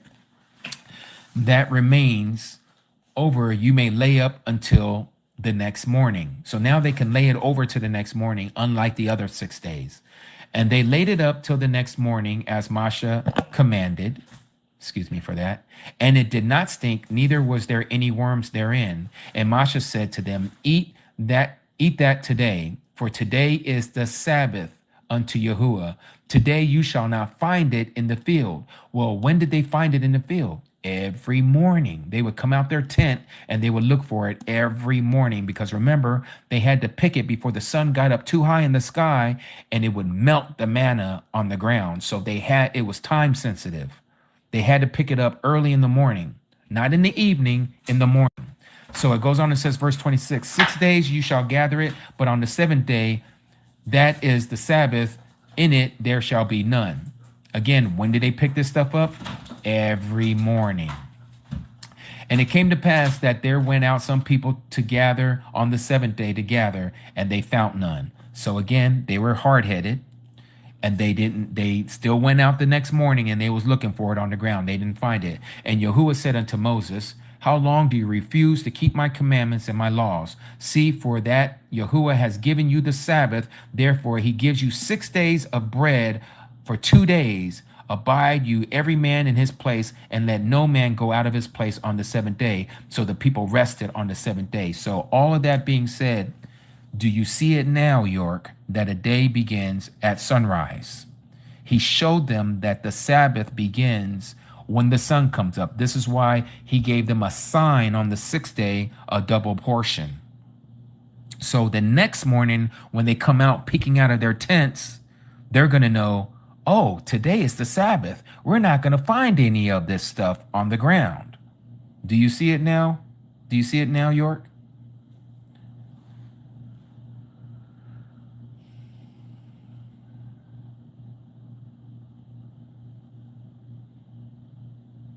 You do. Beautiful. Okay. Again, if he wanted us to know that the day begins in the evening, then he would have used quail. He would have used that bird. And he would have said, this evening, you're going to get a double portion on the 6th evening. And you're not going to find this on the next evening, because this next evening is the beginning of the Sabbath. But he doesn't teach them with quail that rained down in the evening. He taught them using manna that rained down every morning.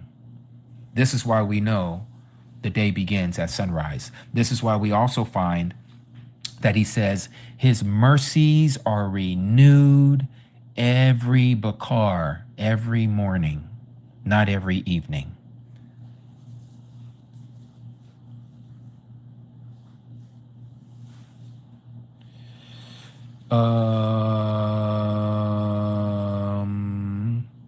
Mike Furman, yeah, I believe seething is the boil. Yeah, I believe that's what it is. Now I see. Yes, you were blind, but now you see. Praise Abba Yahuwah for your eyes being open. He's the one who opens our eyes. Cherry, you asked a question. If we rest on the Sabbath, should we go to an assembly? Well, first of all, you're probably not going to find an assembly that keeps the Sabbath like you're supposed to keep the Sabbath. That's number one. But if you did have an assembly that keeps the Sabbath, why wouldn't you go? It was the custom of our Messiah to go every Sabbath to the synagogue, and he told us to follow him. It was also the custom of all the disciples to continue to go to the Sabbath, to go to the synagogue every Sabbath. Nowhere in your New Testament, unless they twisted it and changed it, does it say that the Sabbath is now on a Sunday. That has been given to us by the mother church called the Roman Catholic Church and her daughters, Protestantism, except for Seventh-day Adventists and a few others. They have also followed that teaching that the new day of worship is SUN day, and they don't have no qualms about it. They're like, yeah, well, you know, he was raised on a Sunday, but he was not raised on a Sunday. He was raised on the Sabbath. If you go back and look at it, and this is why people who don't study the Old Testament don't know this fact, but the Messiah he was raised from the grave at the beginning of the sunrise on the Sabbath day. That's why when you read Matthew chapter 28, all the Marys and the women, they went there to the tomb. It says late in the Sabbath, as it was dawning into the first day of the week. Even if you believe in the pagan calendar, okay, he wasn't raised on a Sunday. He was raised on a Sabbath. He came up out of the grave on the Sabbath. But Christianity will have you believe, oh, he even rested in the grave on the Sabbath day. Where is that? That is ridiculous. He did not rest in the grave on the Sabbath. If that's the case, then that means there's no millennial reign. We're going to be resting in the grave for 1,000 years before we come out. You see the ideology of that? It makes no sense. Because he is the example. He is the pattern of life. He is the word. His life is what we are following. He is time. That's why he says he's the first and the last, the beginning and the end. Time doesn't exist unless he gave it time. The Sabbath wouldn't exist unless he gave us the Sabbath. That's why he says he is the master of the Sabbath.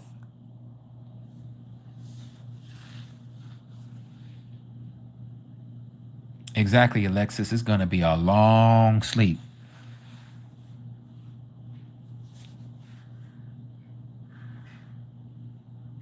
Exactly, Brooke. That's not even 3 days and 3 evenings. But a lot of us, when we was in Christianity, we never questioned that.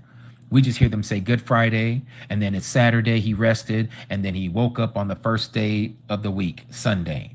Resurrection Sunday, they say. That's not even 3 days and 3 nights. We make the Messiah a liar.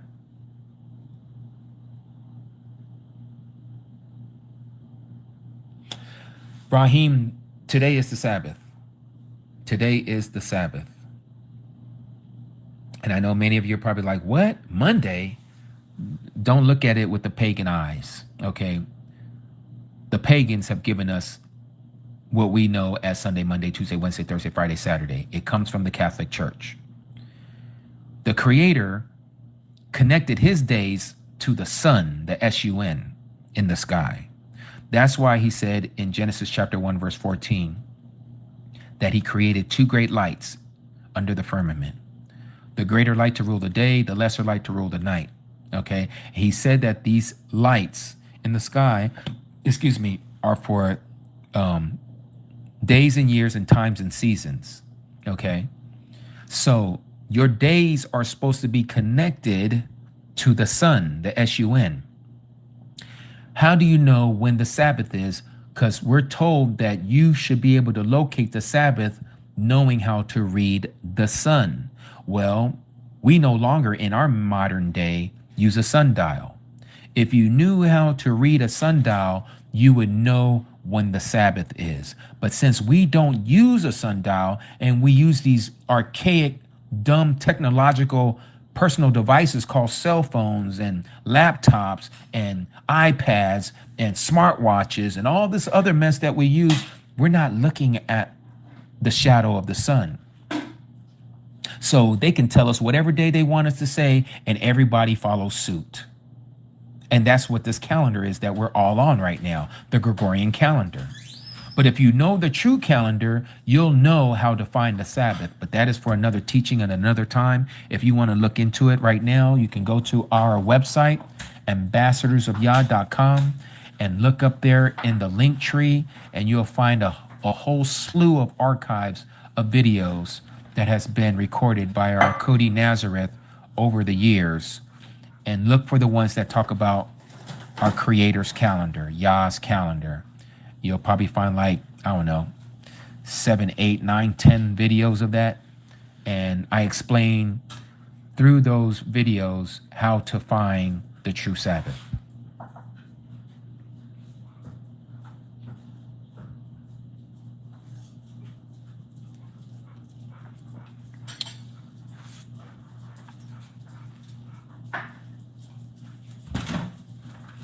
More like 70, 80, 90 vids of Cody.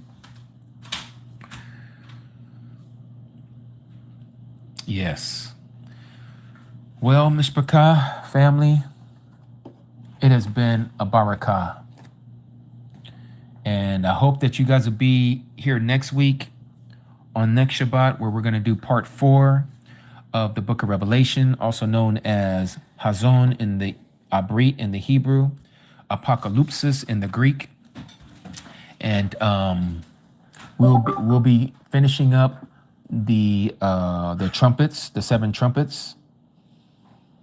And I think many of you, especially for those of you who are Christians who have been believing in a pre-tribulation rapture, you're going to see a lot of the things that you have been taught by these famous pastors, preachers, and teachers, these what I like to call Roman preachers, this Christian theology that is not or was not given to us by the Messiah. You're going to see that there's a lot of holes in their teachings about this pre-tribulation rapture. So I would like to share that with you all next week, and hope that you will be here to hear that. And I want to thank you all for your time. Let us go out with the Aaronic Barakah. I'm going to be reading that out of the Hallelujah Scriptures. Ultimate 247. I hope you come back, and all of you who, if you're not following, please do follow. If you enjoyed the content that you heard today, and that Abba Yahuah has impressed in your heart, that your spirit recognizes truth, right? Truth knows truth, right? You know what I mean? You know how the world says it, that a player knows a player kind of deal, right? But we're not players. We're legit, right? Game recognizes game. Some like to say it like that, but we're not playing no games, and Yahuah ain't playing games with us. So if your ruach within you moved on you, and I don't believe it's coincidence that you are here, any of you who are here, Yahuah has placed it on your heart to hear his word, not my understanding or interpretation, but his truth. This is why I show you what the word says and not my opinion. If I tell you it's my opinion, I'm going to tell you it's my opinion. All right, like I did today for those of you who are here listening. All right. So here in Numbers chapter 6, verse 22, the Aaronic Barakah, and it says, "And Yahuah spoke to Moshe, saying, Speak to Aaron and his sons, saying, This is how you barak the children of Yasharal. Say to them, Yahuah barak you and guard you. Yahuah makes his face shine upon you and show favor to you. Yahuah lift up his face upon you and give you shalom. Thus they shall put my name on the children of Yasharal." What's his name? Yahuah is to be placed upon the children of Yasharal. "And I myself shall barak them." Hallelujah. May you go in shalom. May Abba Yahuwah continue to barak you and keep you, and allow the countenance of his light to shine upon you and your mishpachah. Until next time, mishpachah, I am Ak Jimmy, also known as Brother Jimmy, and we are ambassadors of Yah. Shabbat shalom, mishpachah. Shabbat shalom.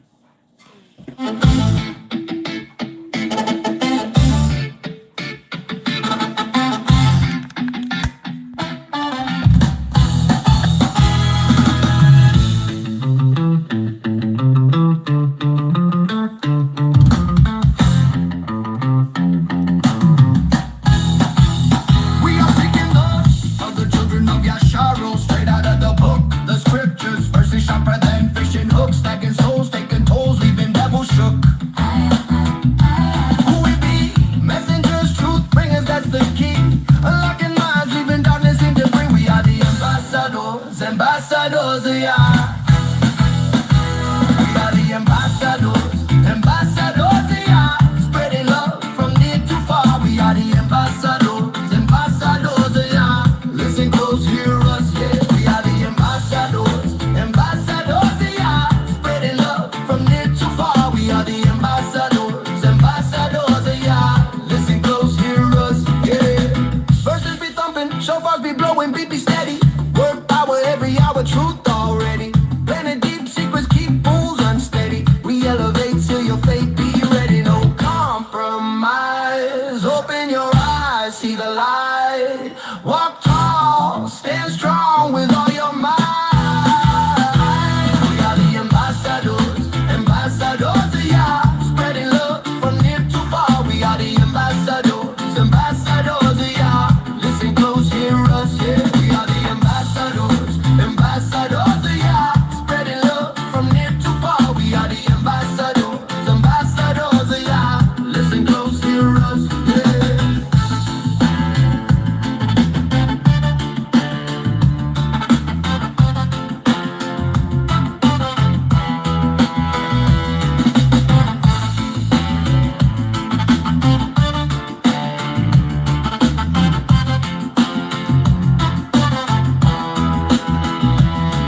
No compromise. Open your eyes, see the light. Walk tall, stand strong with all your might. We are the ambassadors, ambassadors of Yah. Spreading love from near to far. We are the ambassadors, ambassadors of Yah. Listen close.